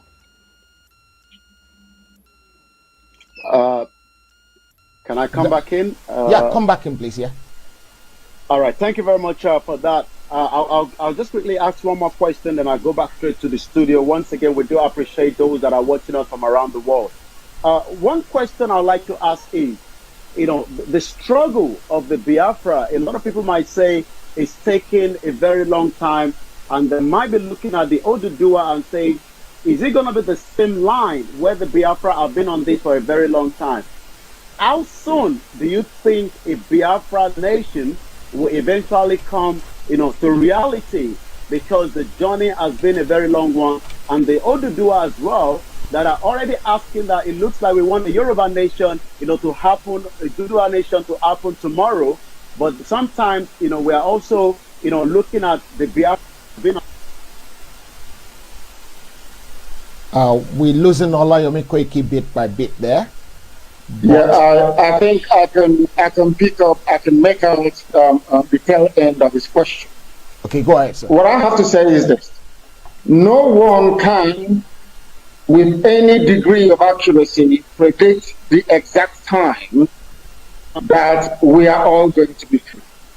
It is our hope and our intention that given our level of dedication, consistency, and hard work, that if Biafra and Oduduwa were to diligently pursue this very self-determination effort, not minding the few detractors that are now beginning to even emerge in Yoruba land, that sooner rather than later our freedom will be assured. But that depends on the level of hard work we are determined and prepared to put in. And that hard work must contain within it honesty, truthfulness, perseverance, and fearlessness. Very, very important. So that if you confront those we call affiliations, where we come from, the traitors and the saboteurs within Oduduwa Nation, the same way that we have managed to contain some of them in Biafra land, then our freedom will be far more easily assured. But I want you to understand something, that there are a lot of countries right across the world with vested interest in seeing Nigeria continue. They too are not going to give up very easily. They too are going to fight very, very hard to ensure that Nigeria remains one because of what they gain from it, because of the deplorable levels of corruption, because of the high crimes taking place, because they can make as much money as possible from the corruption within Nigeria without anybody holding them accountable. These are the things we ought to be very conscious of all the time. But we have one thing in our favor. This is the very first time that we are coming together as people from the South, those who actually fought for the independence of Nigeria, starting from Herbert Macaulay for the country. Remember that? Who later on, the Yoruba man handed over to Nnamdi Azikiwe. I don't know if people actually remember that part of history, that the Yoruba people and Biafrans, so to speak, have collaborated in the past, and it yielded a very good result. The collaboration of the Yoruba nation, or to an extent the Igbo nation, yielded the independence of Nigeria in 1960. Because without Herbert Macaulay actually picking Dr. Nnamdi Azikiwe to lead NCNC, I don't think that the history of Nigeria would be as it is today. What we are trying to say is this. People say it's taking a very long time. It's taken a very long time. They are not aware of how many years ANC had to fight. They are not aware of how many years the Congress had to fight in India. They are not aware of all the forces acting against the emancipation of the ordinary people.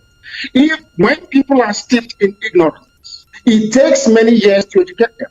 Now imagine if we had gone to war, say 2 or 3 years ago, when the army came to my house and killed a lot of people, as a result of which I also lost my father and my mother. Imagine what would have happened in 2017. But it had to take all the way to 2020, 2019, 2020 for the Oduduwa nation to emerge, to see that thing that we have been seeing and lamenting about all these years. That tells you. And in a short while, the Middle Belt will rise up as well. And when Biafra is lamenting and agitating for freedom, Oduduwa is doing the same thing. Middle Belt is doing the same thing. Now tell me which white diplomat will sit in their office in New York and say no to the yearnings and aspirations of the people. So nobody can put a time to it. Not even a pregnant woman. Sometimes you can say a woman can give birth within 9 months, but you're not even sure.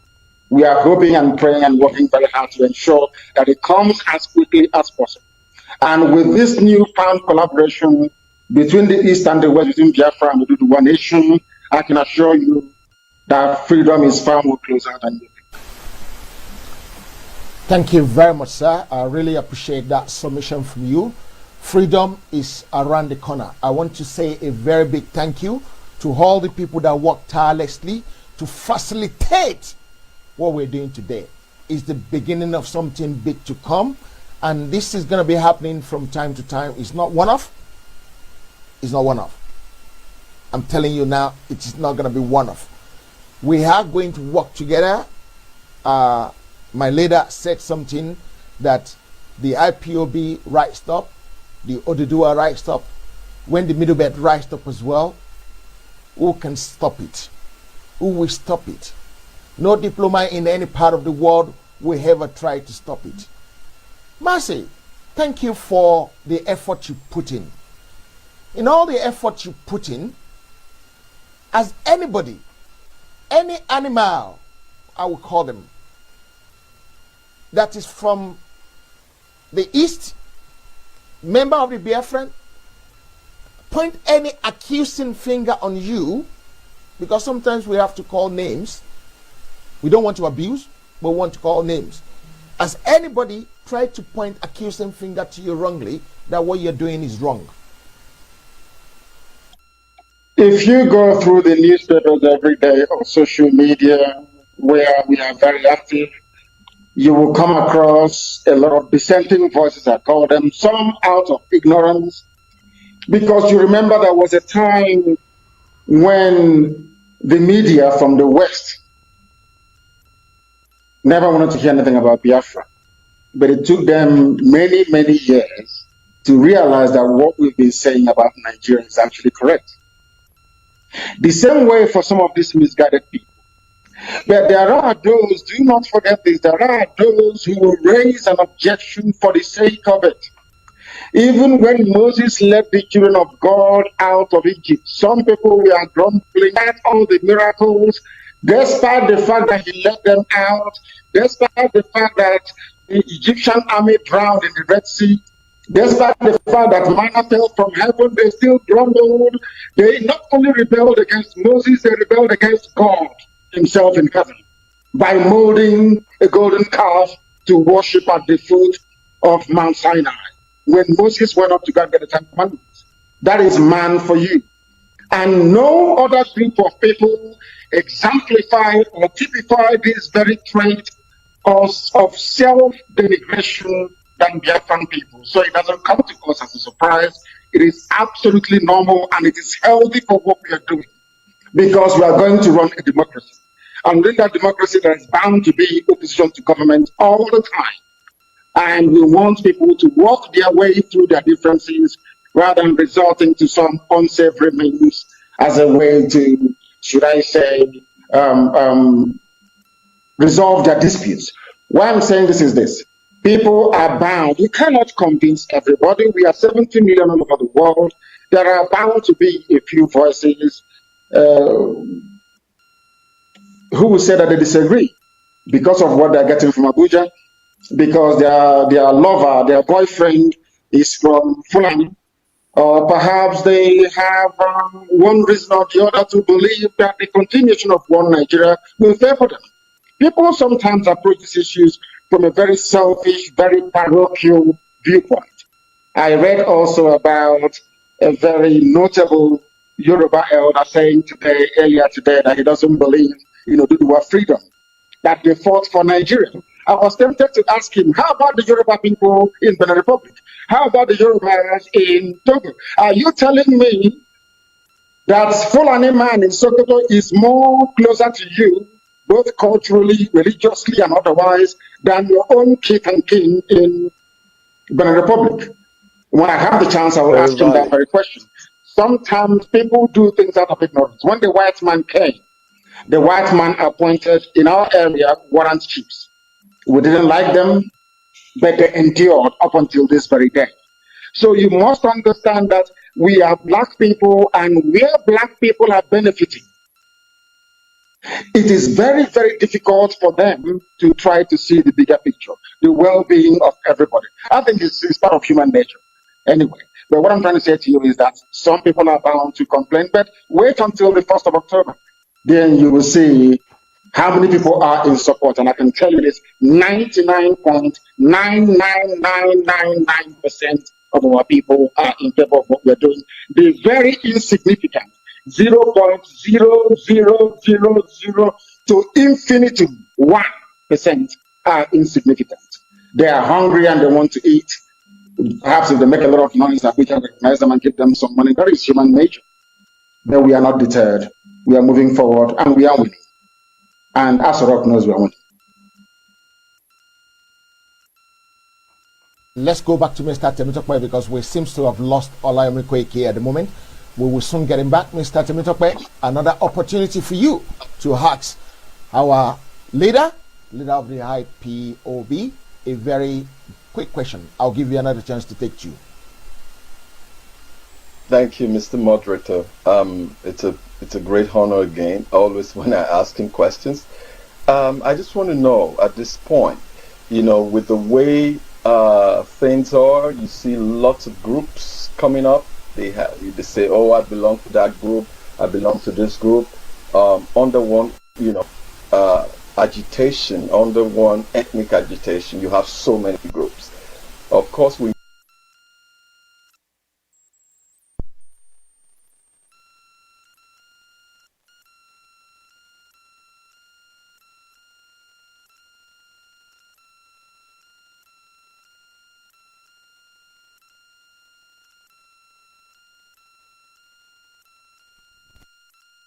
All right. For some other reason, whatever reason, that clip is not playing anymore. So let's keep taking our calls at 646-920-4541, 570-352-8442 plus 19294069953. This is Radio Biafra USA 2.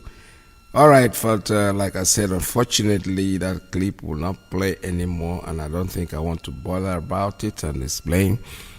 When I started this program, I spoke about DJ Switch, the young Biafran woman, beautiful girl that was able to send a clip of what was happening in Iyke to his fellow, to their protesters, and sent it up the internet, and then the CNN has picked it up, and the world is talking about it. Yesterday, I told you in the parliament, I listened to a few comments in the British environment. The only thing is that I don't trust these people called the British people, not because I don't like them as people, but you see, Asari Dokubo once said that if somebody is eating your sweet, the only way you can make him stop eating that sweet is if you grab him by the throat.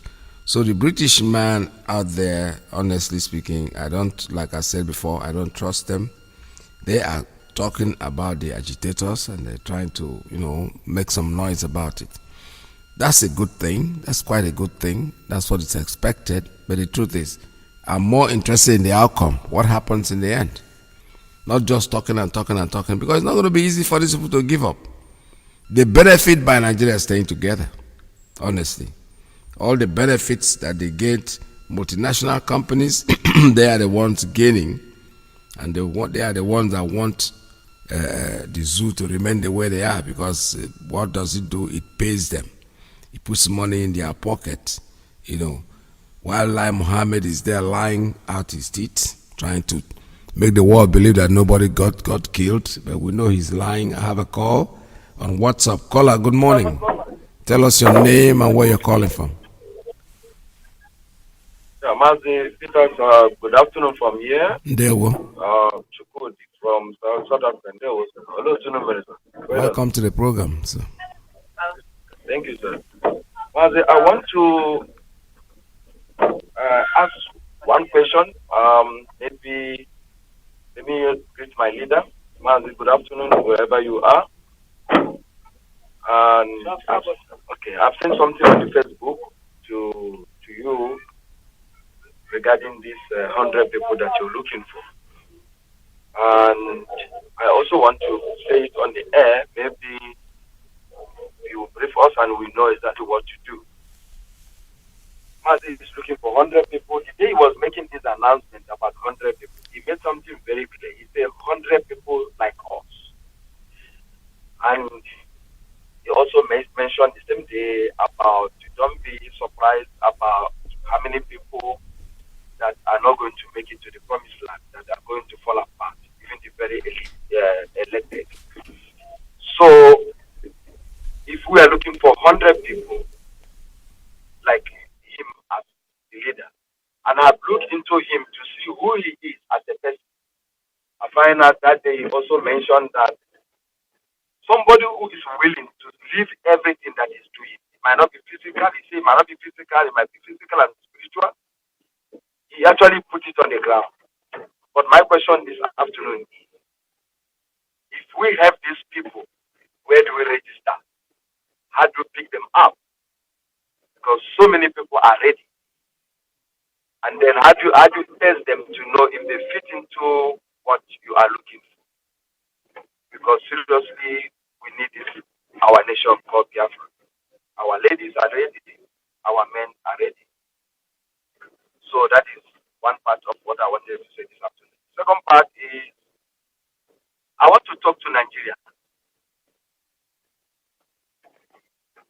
When do we do NSAS protest? They burn the media house. And I watch their channels and other people saying something about burning media houses. Now, if there are youth who rise up tomorrow to burn media houses when there's another NSAS protest, is their anger going to be justified that CNN have to come from Western world to come and say the story of the youth of Nigeria? Why is the media of Nigeria suppressing the truth in Nigeria without telling the world what is happening in Nigeria? And I'm asking Nigerian youth, are we going to let them deceive the whole world the way they've been doing? Like that our sister you play his voice record. They own the media. They own everything. So no one knows what is happening. If the media don't wake up and settle the youth and settle the Nigerians by telling the world what is happening, I am not sure they are going to be safe. Even though our leader called that, they said, don't touch media houses, only NTA. But they have destroyed so many lives, media houses in Nigeria, without saying what is happening in Nigeria. Because they are actually the people that are supposed to be checkmating the government in what they are doing and how they are doing it. But they are the one even making it worse for us and for everyone. Because if the media was not biased, Nigeria wouldn't be existing up to today. And it's a painful thing what they are doing.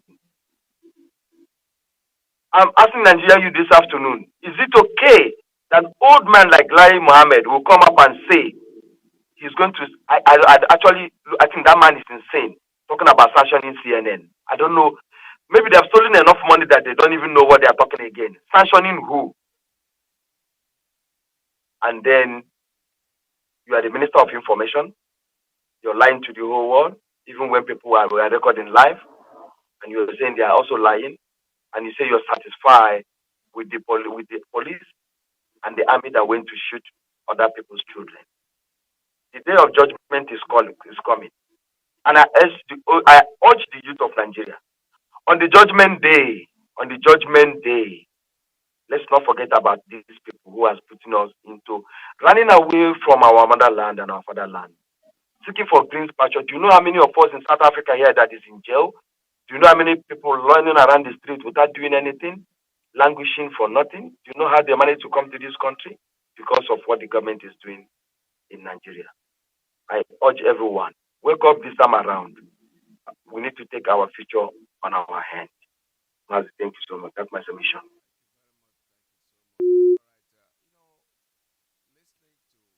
Thank you so much, my brother. Dewo. You know, listening to the last, meeting with the Oduduwa, the leader said there's something very vital there that I picked up. If Biafra rise, Oduduwa rise, and Middle Belt rise, who is going to be able to stop them? Nobody. It's very simple. Nigeria's problem is so simple, but looks difficult. You know, it is something that the reason for this is, anyway, we are not the same people. The problem could have been solved if, believe me, let us say they divide Nigeria and then there's a southern Nigeria and there's a northern Nigeria. The north will be able to solve their problem very quickly. The south will be able to solve their problem quickly. But put all of them together, my dear, the problem is insurmountable. There's no way they can, because these are people from different ethnicities, different background, different way of thinking. There's nothing in common that holds them together. So the youths, okay, let me use this NSAS thing as an example, example. Do you know that people in the north, first of all, said they don't even know what NSAS means. They don't have any SARS in their area. The SARS was created to kill the people in the south, especially the southeasterners. Where did they put their headquarters? Not in Abuja. No. It's in somewhere in Anambra State. That's where they put SARS headquarters.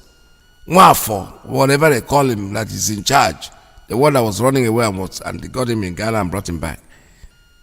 They create this. These are murdering machine. They kill people. They carry their bodies. And today they are talking about disbanding SARS. How can you disband SARS? For to disband SARS means that you have to go to that premises where they live with a sniffing dog to know how many people that have been buried in that place, because there are lots of bodies that are buried there. These people are committing genocide, and they are discussing it in Britain. Britain cannot give us freedom. Believe me sincerely. All that garbage that they are doing there, for me, I call it garbage because it's like they are just talking. I'm interested in the final result. You know, talk is cheap. Talk is something that is very sweet. If you are talking and people are listening to you, people that are not really thinking properly. Because my friend that is so excited about this whole thing, oh, this is going to end, Nigeria is over, I said, listen, forget about that thing they are doing there. That thing is funfair. What I'm waiting for is result. He said, they're going to do this. I said, look, I'm not saying they're not going to do it. I'm not saying that. What I'm saying is talking and talking and talking is not helping anybody. When they do it, I doff my hat for them. I give them thumbs up. I'll be glad like everybody else. But I don't want to put my confidence in the fact that they're going to do it, because they're unpredictable. They're a bunch of mad people. Why would you sit down there and be debating whether to sanction them or not? The killing that you saw is because somebody risked, this girl risked her life, DJ Switch, to tell the world what is going on. Otherwise, it could have just ended like that. Those people could have died, and that was it, and nobody would ever talk about it. But somebody risked his life that made the international community get involved. I hope it doesn't stop there. And for you, my young kids, come back to the street and do what you have to do. Be peaceful about it. You don't need to kill anyone.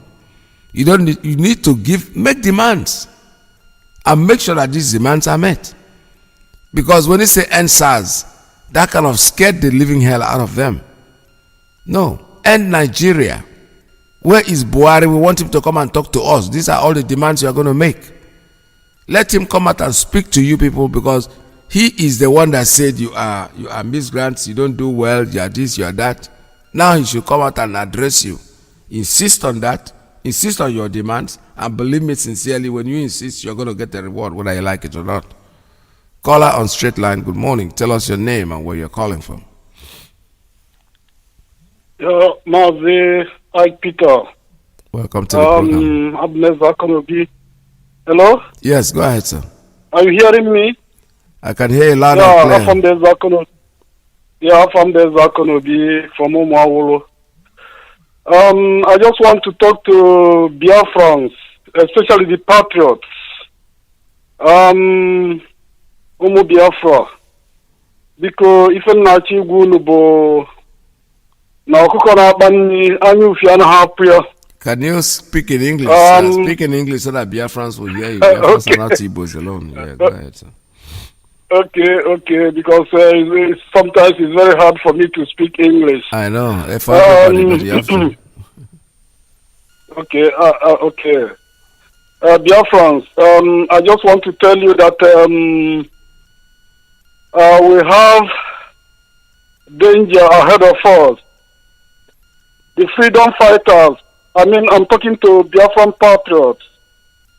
Freedom fighting is not a child play, especially when we are trying to get our freedom from the people that regard us as animals, infidels. These guys are very deadly because they believe, according to their religion, most of them, that any infidel killed or humiliated, that Allah or God in heaven glorifies them. So number one, you must know that you are not regarded as a human. You are fighting your freedom. You are trying to take your freedom from somebody that considers you to be a dirty. Somebody that brings a sort of somebody that is very dirty before the eyes of God. So number one. Do not fold your hands whenever you see them or whenever they are approaching you. Be ready to die instead of being killed. Try to get one of them down. And especially those guys hanging in the windows or in the house watching a Biafran being murdered, humiliated, killed by those Janjaweeds. You have to come out and defend that one Biafran. It doesn't matter if it involves death. That is number one. Then number two, we Biafrans, especially the patriots, we must know that we don't have anything elder. Our fathers are long dead. We are on our own. Those guys you call the Haneze or governors, they are there for. They are part of the problem you have. They are part of the problem you have.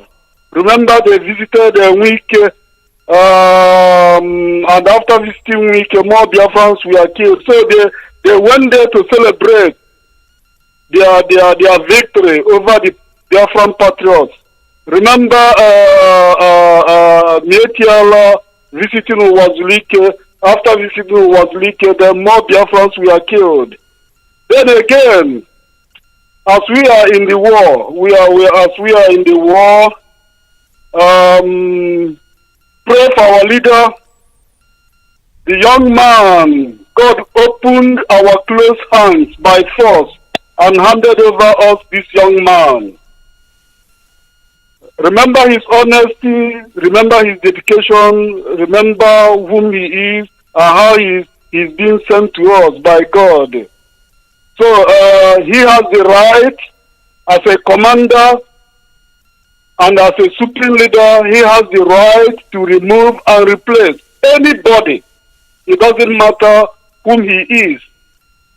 He has the right to, this grammar, I'm sorry, but our leader has the right without any question. Because we the infantry or the land army,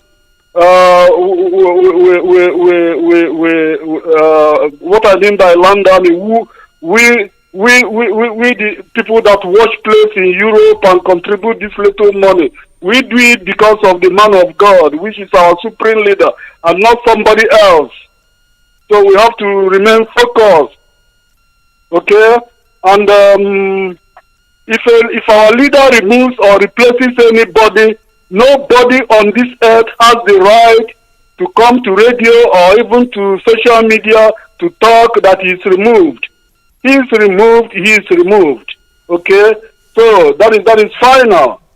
So if anybody comes out, then he's trying to should be, oh God, this grammar. Anybody that our leader removes or replaces, because this is time of war.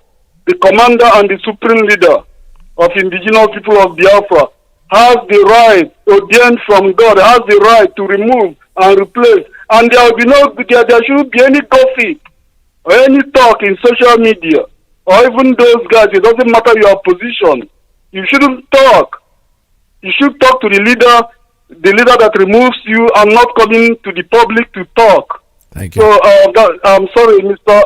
I'm sorry. I can't speak English. I'm sorry. That's all right. So that is what I want to tell the Biafrans. Please try to correct me and explain what I actually meant. Thank you. Thank you so much. All right, your message is well quite understood. The English language might not be flowing, but the message is already understood. Clearly understood. Nothing is happening. Like I said, we are focused on what we are doing. Our quest is freedom and freedom. That's what we're going to get regardless. This is not a political party. This is like freedom fighting. That's what we are doing. And for me, that's paramount. But nothing is happening. Nothing. What if any minute we are still moving on? People and the people who want to make stories that is not relevant. For me, it is not important. We have a leader, we have a deputy leader, and that's it. We move on, and that's it. Officially, nothing has been declared. Nobody has told me anything. So as far as I'm concerned, sitting on this podium, I am still my old self, still the old thing that is going. I don't see anything. I see nothing different, to be honest with you. This is Radio Biafra USA 2. My name is Mazi Peters. We're still taking calls here, 646-920-4541, 570-352-8442, +1 929-406-9953. I'm still talking about the interview on the CNN, which is very interesting. If I don't have calls coming in, I will go back to it because I still have it such a long clip. But meanwhile, let me take this. It's a call coming in on straight line. Good morning. Tell us your name and where you're calling from. Good morning, Otutu. Hey, I love that voice that I've just heard. I've not heard that voice in a while. So, tell us your name and where you're calling from. My name is Odiako Lisa Chukwu Monya Habibokwe. Yes, so Eba Welemdi. Eba Welanyidio. Eba Welanyidio.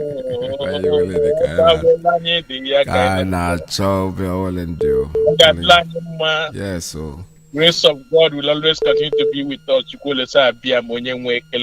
You see? My brother, I have to be very, very direct and very short. I am very, very happy for your pronunciation this morning on putting a big full stop to this nonsense. Exactly. People should mind their business. You have a lot of things to do, have a lot of things to say. Stop spinning anything. No one advised you, no one encouraged you, no one paid you to spin. People have their mouth, and that's the way I'm going to live it. I don't want to go beyond this point. There we go. That's the way. In reference to our dear father who went along the far world that we all shall always get to. Yes. I am very, very deeply touched. My wife was very, very deeply touched because my wife and the daughter are very close friends. Okay. So I say, may Chukwu Lisa Biama accept your soul happily and honorably. Yes. You have done noble. What you said cannot be disrupted. You made it very clear that what you people did in 1966, yes, you did it out of ignorance. That's you right. did it out of frustration.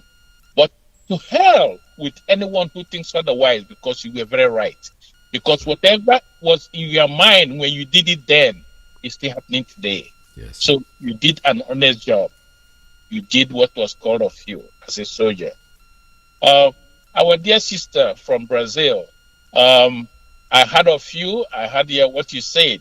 I'm not a religious interpreter, but one thing I can tell you or remember is that in Bible there's no he or she. So when the director said he wants 100 men, it does not mean whether you're a female or a man. He is saying, just like it was written in the Bible, they have nothing like he or she. If you are honest, if your conscience and your mind is clear to what you are called for, that's right. You are part of it. That's where I'm going to leave it. Thank you very much, and God bless Biafra. Hello, thank you so much, my brother Ndewo. This is Radio Biafra USA 2. All right, I have a call coming in. Call out straight line. Good morning. Hello. All right, welcome to the program. Tell us your name and where you're calling from. Mazi Shalom. Ndewo. Okay, Manegu. Oh, Yama, welcome to the program. It has been a long time. Yes, sir.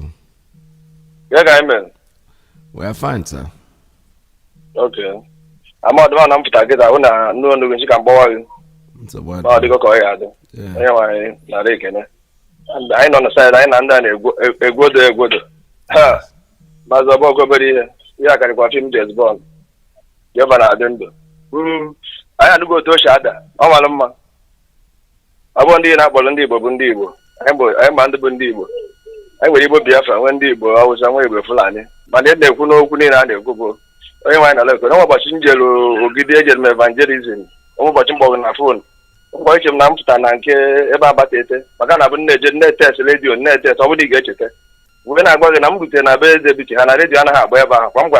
Yes, go ahead. If Mohammed that day, oh, and you will call over. When I want to go, my one, I will call the one against mother. It ain't a maybe struggle. And then I struggle out to some mother. I'm a go name on go to Yamama, young lose gold. My mama's my honey night I go and struggle. Some people are here quite dying, but because of the I don't want to go to Gadiama. I can idea for hours. Uncle to carry it. I lose what to the mother.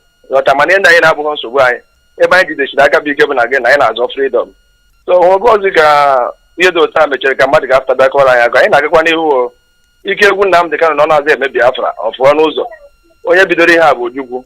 Bacana on Saturday, before no news out, you wait and I've been now Jim Sim, Guinea Medio touch where Meridian or Yataka Funiatan, Baka Biafra, lay property in Nanine, no go Biafra. I just say here to tell me, young Kujaham, but I let me interject, please. I come now this morning. I don't want to discuss this issue at all. Okay. Please say something about else. how to go, man. Okay. And as me, I no take a guy who be man. I no side that. I can no kujira, but I better go. Oh, you know Kundibo. But I know that I go to go. My God, easy. Yeah, they might about too much. But I'm not surprised. The buyer no na America ba. Makamo dun the mother be yaho. So yeah, what do you Congress balance? What way are they? Governor on the Kumamogwa? Upon one can run a yeah, they might have an super mother wherever. What way for the London and the Jack back. But I won't have so much of Bumbugin, night or Biafra or Bia. Amen, no man. I want to get by Janine, Biafra, there. One, I ain't a chair. I want to know. Okay. All right, thank you very much, Onyamama. This is Radio Biafra USA 2, and somebody here is trying to call me. I don't know this person. It says the Federal High Court in Abuja has stated November 26 for the commencement of the trial of the leader of the indigenous people of Biafra, Nnamdi Kanu, with the prosecution witness lined up to testify against him. The Punch has learnt. I don't know where this one is coming from. Our correspondent on Tuesday saw the hearing notice issued on November 24th for the Thursday's proceedings. Copies of the hearing notice were served on the prosecution team in the office of Attorney General of the Federation of and Kanu's lawyer, Ifeanyi Ejiofor. Justice Binta Yako. What's this? This is an old story. This person is not well. I don't think this is a new story though, so I don't want to dwell with it.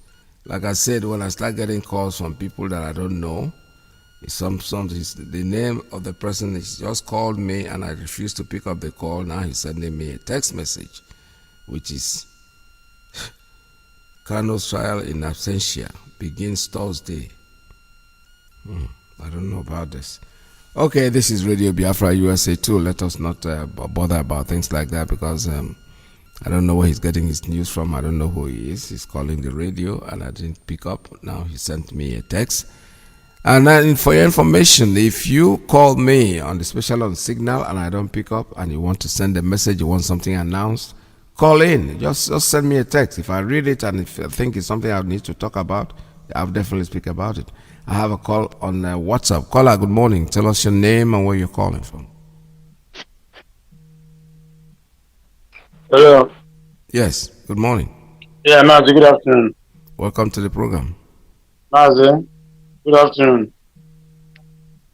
I can hear you, sir. Go ahead. Yeah, my name is Paul.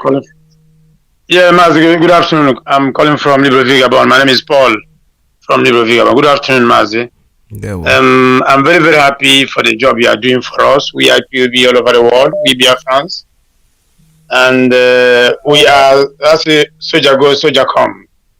And you know that IPOB is formidable. What is happening in our land, Biafra land, and the zoo and all over the world is that Biafra must be restored. Whatever these people are doing, you can see that those politicians in our land doesn't know what is going on, and they know what they are doing. What they are doing is to from PDP to APC, from APC to PDP, believing that the time of that system is still going on in our mind, and we want to tell them that we are IPOB, and what we need is Biafra. Is to show you that these people are evil, they are evil, and they remain evil.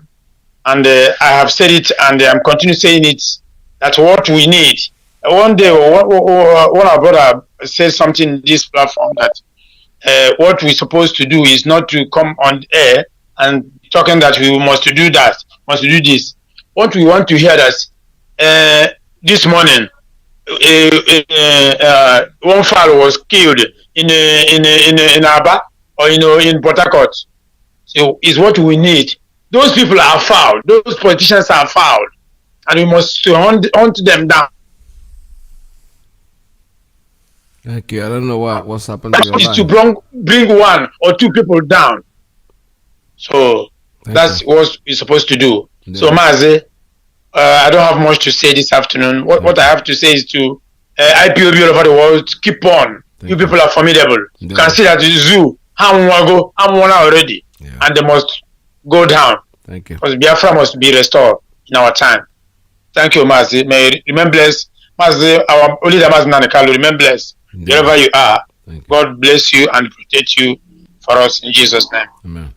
All right, thank you very much. This is Radio Biafra USA 2. I have a call coming in on Signal. Let's take that call and see who is on the line. Caller, good morning. Caller on Signal, tell us your name and where you're calling from. Caller on Signal, are you there? Tell us your name and where you're calling from. Mazi, good morning, sir. Welcome to the program. Thank you very much, Mazi. This is my brother Chidera calling from South Africa. Oh, welcome to the program, Chidera. Thank you, Mazi. Mazi, you can ignore the news if you wish to, but it's both on Punch and then it's almost everywhere. If you go to the news going around now, I didn't want to discuss it if you don't deem me to. No, but go ahead, discuss it. What are they talking about? What's the news about? Yeah, remember this guy, is it Noduma? I can't pronounce the name proper. The guy who just made a statement a week or so ago that I think he's a leader in the Senate, one of the, I think, the opposition leader. They just arrested him. And the reason why they arrested him, I think that's one of the guy, he optioned to bail out. His bail condition was, I think he has signed it, and that person, I know the story, I don't have it here with my phone. I can read it out to you. But they arrested that guy. If you remember, there is a news going on last week whereby this particular senator was stating that he doesn't buy the idea of federal government releasing Boko Haram, and they kill up to 70-something Muslim. They're not ordinary Muslim. Is a imam. Yes. You know. Yes, so yes. they kill them and they paint them. It was the one who reviewed in the House of Assembly that I think National Assembly, not National House Assembly, National Assembly, that then killed them, and they also paid them 150,000. They stated them, and he was asking them, "Are you withdrawing your support?" Now they said, "No, all of us are with you." The same man is arrested. Now the Ariwa youth and anger. Why did they arrest him because of that? Why Senator Abaribe got similar case about our leader? I think they hurried up because of that and said on 26th, if you go to Punch, is here in my exactly what I'm reading to you now. You go to Punch, is there. You go to Daily Trust, they are all in there. You see they announced that on 26th of November, which is this month, they are going to Federal High Court with Abaribe, and also if you can look at that, our barrister Joffo is there. Also, his name was there. They're going to sit, and it seems like they are looking at that case of that man. That was the reason they're saying. And there's some Igbo group have made a statement. If they arrest Abaribe, there will be a problem. What? Because that have nothing to do with it then. So some local youth are calling to arrest Abaribe. Okay. Why I bring that up now is the Igbo nation. The rate they are going now, just like that our sister, you played his tape, Obianuju. Yes. His interview, so Obianuju, and also yes, the tape. Obianuju is an Igbo lady. And an Igbo woman that was protested as such an asset is staying in Lagos. And is involved with federal government are threatening her life. Yeah. CNN have interviewed her. BBC also, and the United Kingdom Parliament also mentioned her name. Yeah. If that lady was not saying something correct, there's no way UK Parliament will collaborate with what she was saying. CNN believed what she was saying. So many other media believe. Canada did not dispute when he was interviewed in the Canadian Parliament. Yeah. But Igbos are not making a statement. If that lady was an Aisha, her name was an Aisha, you could have seen somebody not made a statement. Yeah. But you have not had any Igbo person made a statement. Rather, Joy Ibokwe, I'm not sure you have come across Joy Ibokwe's tweet against the same lady, warning her that she will go and come back and meet them here. She will leave, will not die well. That man has no shame. That girl's about Joy Ibokwe's grandchild. Imagine that. Joy Ibokwe no shame. Yes, he's a shameless man. This girl that they are talking about, it's a very young girl. Yes. You won't call her even Joy Ibokwe's daughter. She has to be like Joy Ibokwe's grandchild. Yes. These people are crazy. They are crazy. They're mad. I've never seen anything like this before. I'm telling you honestly. We have sold our conscience. And such protest was on and gone. And by God's grace, we are hoping for next one to come because nothing has been solved. What did the Igbos do? In the name of Iyke, went to sue 50-something, including his own brother, Kanu Nwankwo. 1996, when Kanu Nwankwo scored the Olympic goal and Nigeria won Olympic, nobody go to jail for it. If Kanu Nwankwo protested that what he fought for about 15, 20 years ago was not right, and the Igbo man signed a petition, I can name all those things called the people of Igbos. The Nnamdi Kanu came out. Majority of people, including Wazirike freedom fighter, fighting the same Nnamdi. Peters, what is really wrong with Igbo? Are you telling me if this girl called the DJ Switch or if he's an Arab person, are you telling me Arab nation will keep quiet? Even if he's a South African lady, are you calling me a South Africa? A king of that, I can tell you here, a musician, ordinary small, if not ordinary rapper, that is just do those kind of preamble. He cannot by any means be arrested unless it's a crime. How can this girl go to his Instagram, live Instagram, BBC say, according to their data, I mean CNN, according to their data, collaborated. I know this is a live stream. Everybody watch it that day. Exactly. How on earth will you say that a live program is a fake? Is a lie? Then the army, if you go to a Nigerian Army's Twitter page, you see they say that particular shooting there is a fake news when the Sahara Report tweeted it. The same army are now coming to say we went there, we went with ammunition, we went there to shoot on the air, we went there to shoot with the bullet. I'll find there everything linked to the army. They say they're even angry with the governor of a state for saying that did not invited them. And at the end of the day, Igbo's nation are not demanding to release their child. Your own child, nobody know what that girl will be tomorrow. You allow the Fulani government to be chasing her away to the extent that the girl can run away. If that girl is Aisha, can she run like that? A lot of, including Buhari's daughter, protested in that NSAS. Is she running away? No. But what did Igbo do? Anyone they see is a rising star. They all gang up. What is Okeke writing petition, calling 50 people to go and sue them? The same Igbo name. What are they going to go to, what do you call it, River State to go and see Wike Hegeso? The same Igbo.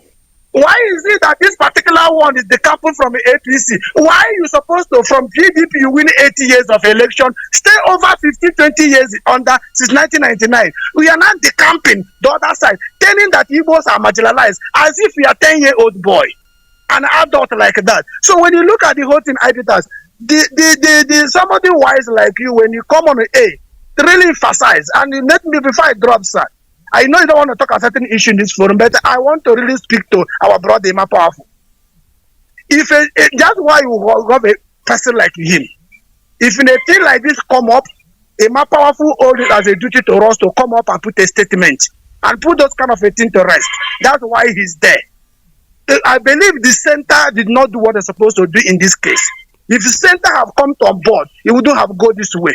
I fought several of our brothers broadcasting in the different platform. So why are you have you had any DOS letter? I can read on you a letter released yesterday from the appointment made by our brother, somebody Okechukwu, about 2 people appointed by DOS. They say our leader have appointed them. Is a member, everybody receive it. When our national coordinator was replaced here, we already we know. What do you have in this issue you are discussing now? None of you have anything. Have you put a call for this person you are discussing? None of you put a call. But you want us to say something you are not even sure of. You are gossiping, and this is how we're gonna hold it. That's why all our enemy now are celebrating, but we are celebrating with them either. Imam Powerful should come up on the air. I believe we have a direct contact our leader. He must get a direction. In the future like this, he must release a statement. Yes. You know what I'm saying? That's why I said I don't want this thing discussed on this forum. Why? We don't take instruction from Facebook. Yes. I'm not going to tell anybody how to do his job. I am only here disseminating information that I've get officially. As long as there's no official information, every time it has nothing to do with me. I don't care what they are saying out there. That's why I don't want to discuss it, because that's in the emoji it's not the wrong direction. So what we are saying is exactly what I'm saying. That is why I wanted it. I don't want to talk about it, to be honest with you. I have no reason to discuss it, because nobody has briefed me. And I don't take instruction from the public. I don't take instruction from Facebook, not anybody. Even if our leader wants to address us, he comes to the radio, he says something, and you hear him say it. Then we'll take it from there. So if you don't come to the radio platform to say anything, then I'll go pick it up now. Come on. We're above that nonsense. Let's go, my brother. This is it. Thank you very much. Thanks very much. Thank you, sir. All right. Thank you very much. This is Radio Biafra USA 2. And before I go, I still want to talk our little girl, our sister, the hero. That's what I call her. Obianuju Switch. Obianuju. Let's listen to her on beautiful song that she sang on X Factor. This is her. I used it before. Let's dance for a while. Heaven can wait. Come beat the Biafran girl, Biafran woman, or a Biafran woman, no matter where you go. Yes, are you gonna jump upon me? Let us die young oh, let us live forever. We don't have the power. So all right, let me just oblige one more person before I go. Caller, good morning. Caller on WhatsApp. Tell us your name and where you're calling from. Mazi, good afternoon. My name is Kelechi Mazi. I'm calling you from Lagos. Welcome to the program. Mazi, God will bless you and your family for standing and keeping on to this time. God will bless you. Mazi, you see, this is our journey for restoration of Biafra. You remember when we read Bible, when the children of Israel left the land of Egypt, they were going as they keep on their journey. People are dropping on the way. People continue. People die. People give birth.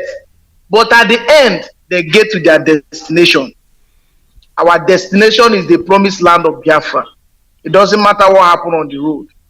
For past 1 month now, or since October, according to what our leader said sometime ago, say from the month of October, it's going to be tough.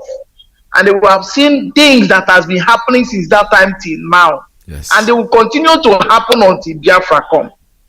All I want to say is that there are so many things, like the one that troubles me, like what our brother was talking about, DJ Switch or so. Look at Ohanes Ndibo. They went to River State. They said they want to go and find out if what they are hearing in social media is truth. So-called Nwodo went there and begin to say they should clap for River State governor after killing our people. That he was the one that is been fighting for Ndibo. After killing our people, when I couldn't listen to all those things that they were saying in that meeting, I was ashamed of myself. Yeah. Sometimes, Mazi, I don't know. I've been suggesting that we should kill all those elders, people from 50 years up in the whole people land. Why you are adding me now? Because to me, I be elder. You see, all from 50 years up, we should wipe these people out so that we can, in fact, they will just pay the price once and for all, so that we can pick up our broken life and gather it together. Look at what these men, all of them put together. It's only few that are still having their sense. Okay, like our brother said, that sister, Obianuji, the DJ Switch, if that girl is a Yoruba girl, no, you will see the way the Yoruba media, everybody will be protecting her and all that, but because she's an Igbo girl, she's been chasing like a right, as if she have committed crime, as if she have done anything wrong to anybody. But I know one day, this yoke shall be broken off our neck. And all of us will be free. It doesn't matter the enemies we have. It doesn't matter who fall on the way. It doesn't matter who join us as we proceed. At the end, we will all win. Mazi, God bless you. God bless you too. Thank you so much. All right, I think we finally come to the end of today's program. I'm not going to go any further because that would mean encroaching into USA one time. But tomorrow, gracefully, tomorrow is Thanksgiving Day, so with family is going to stay together tomorrow, and I'll be with you tomorrow to give thanks to Chukwu Okike for another blessed day. Tomorrow is the day. It's Thanksgiving here in the United States of America. We're all going to eat turkey, and then after turkey, me, I do my own with fish because I'm a fisherman. I love fish so much, so. Tomorrow is another day. We'll be together again. Don't go away. Stay tuned because Mazi Alozie is coming on the ground. Please, with him, discuss the issues that matter. Don't go because we don't have time for that nonsense.